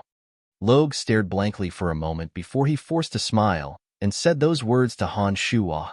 Then, ignoring Han Shuo, he hastily left the place. Wasis did not say anything. He nodded at Han Shuo and left after Log, disappearing in the blink of an eye. "You may all leave now. I don't want to see strangers in my valley," said Han Shuo smilingly. He waved his hand at the people nearby, hinting them to leave. Erm, can we leave too? One of Sokka's subordinates asked in disbelief, his face full of anticipation. Leave. I don't think you have much of a future with Salus. A sovereign who abandons his followers and leaves on his own is not worth following. All right, leave. I don't have any enmity with you, said Han Shuo generously as he waved his hand. He was going to use these people's mouths to spread the news of what happened today throughout the fringe. Those followers of Salus felt as though they had just been pardoned. They thanked Han Shuo gratefully and hastily left the pandemonium. On a bald mountain not far from the pandemonium, a man muttered to himself, "Interesting. The fringe has been peaceful for too long. It's time for some fun." As soon as he finished those words, he disappeared in a burst of destructive energy.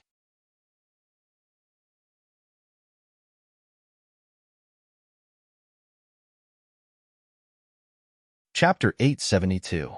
Those who had gathered in the pandemonium from all directions vanished in an instant. They had witnessed the battle between Salus and Asura. They had even witnessed Han Shuo's terrifying evil energy forcing Salus to retreat. Soon, there was no one else in the vicinity except for Asura. Han Shuo put on a faint smile and thanked Asura again. "Thank you very much. Without your help, the pandemonium wouldn't have survived until now." "You're welcome. Haha, we are friends. It's only right for us to help each other," replied Asura with a smile. He did not dare to be careless. Although Asura was very curious about Han Shuo the last time he met Han Shuo, he did not have a deep impression of him, and his attitude towards Han Shuo was not as friendly as it was now. The fringe was a place where the strong were revered. The last time Asura met Han Shuo, he did not regard Han Shuo as an existence of the same level. It was inevitable that he would behave with the arrogance of a sovereign. But today was different. Judging from the strength Han Shuo displayed in the battle against Salus, Han Shuo clearly possessed the strength to fight any sovereign in the fringe. Therefore, when Asura met Han Shuo again, he had already regarded Han Shuo as a hero of the fringe. There was not the slightest trace of arrogance on his face. "In short, I will remember this favor," said Han Shuo smilingly. Then, he shifted his gaze to the center of the fringe. At the same time, the cauldron of myriad demon whizzed out of Han Shuo's body. It transformed into a gray shadow and floated to the center of the platform with the image of the cauldron of myriad demon. Thousands upon thousands of wisps of gray smoke drifted into the cauldron of myriad demon that was hovering in midair.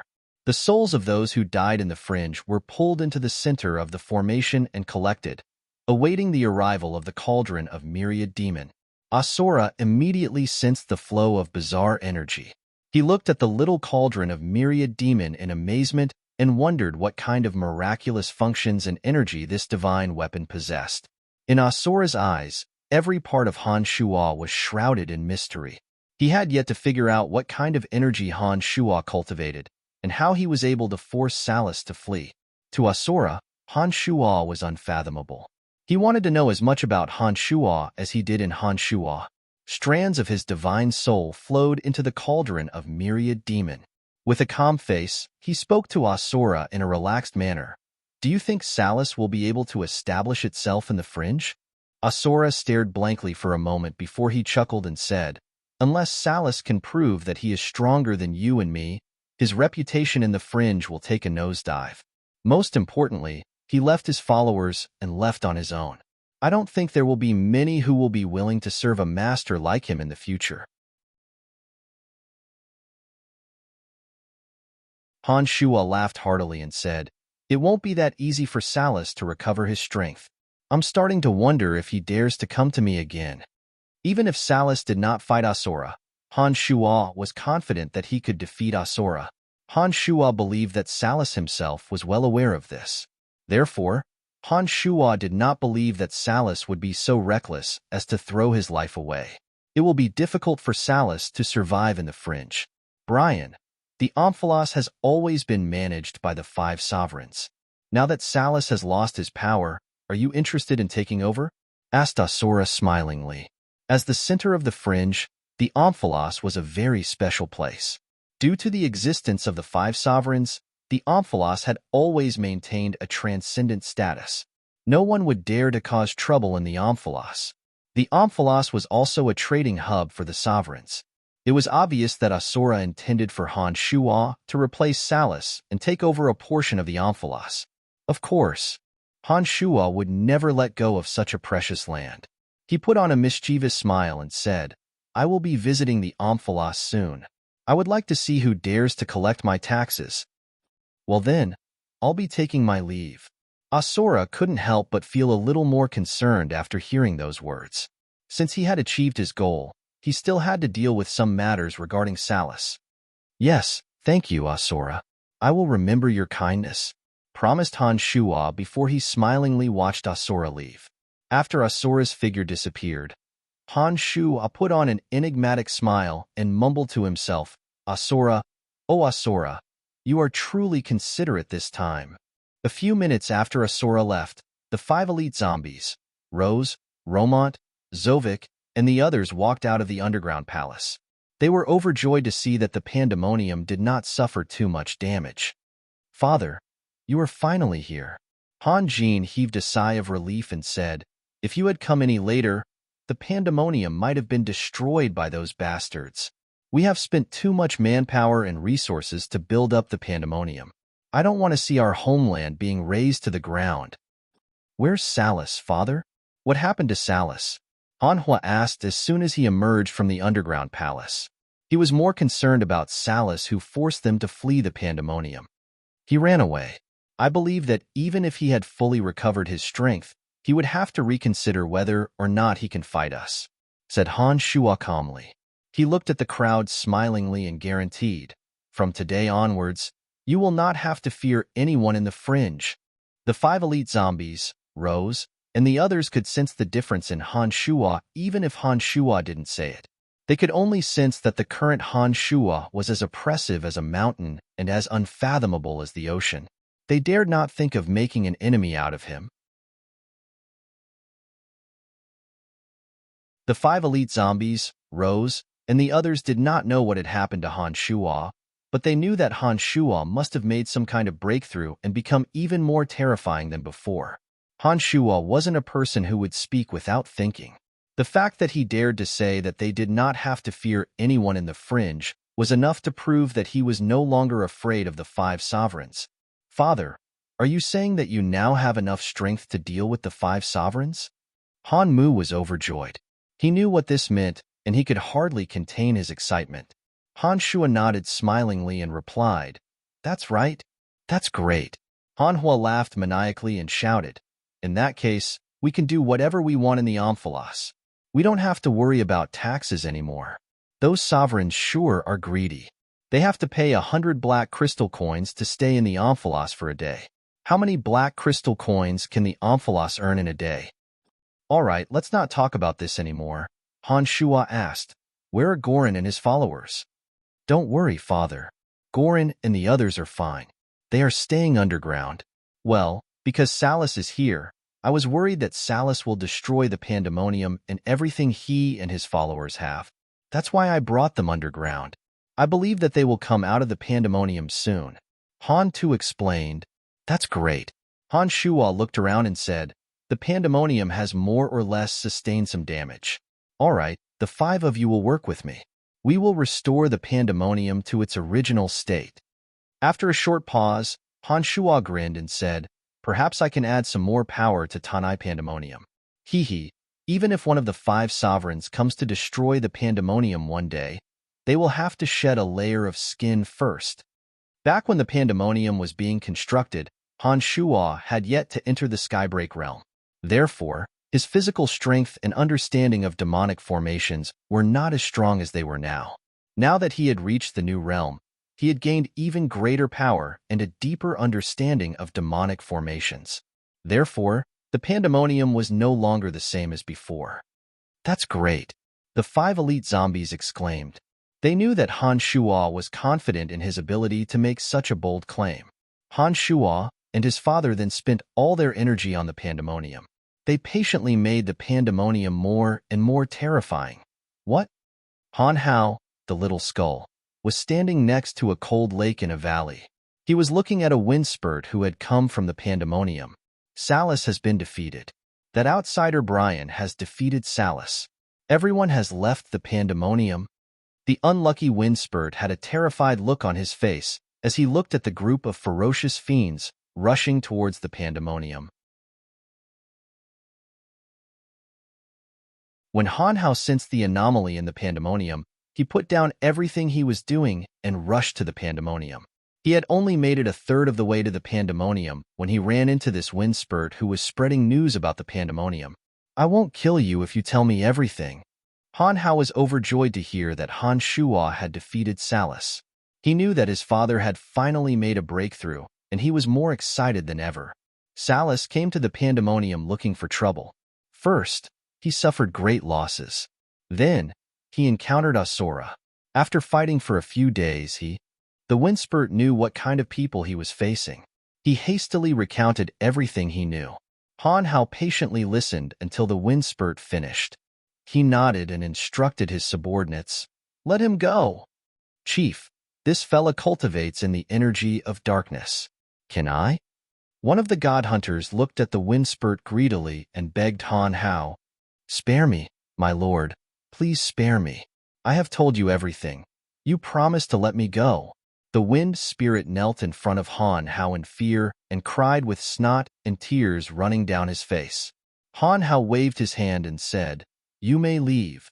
Han Hao glanced at his subordinate who cultivated in the energy of darkness and said, "You must abide by the rules." "Understood." The subordinate replied solemnly but did not say anything else. "Let's turn around. We'll go to Sokka's place to take a look," commanded Han Hao. Instead of heading towards the pandemonium, he planned to wipe out the remaining forces of Salus and plunder all the wealth that Salus had accumulated in the fringe. You're tuning in to the Warrior Lore YouTube channel. Don't forget to subscribe and join us on this journey to catch the most captivating stories.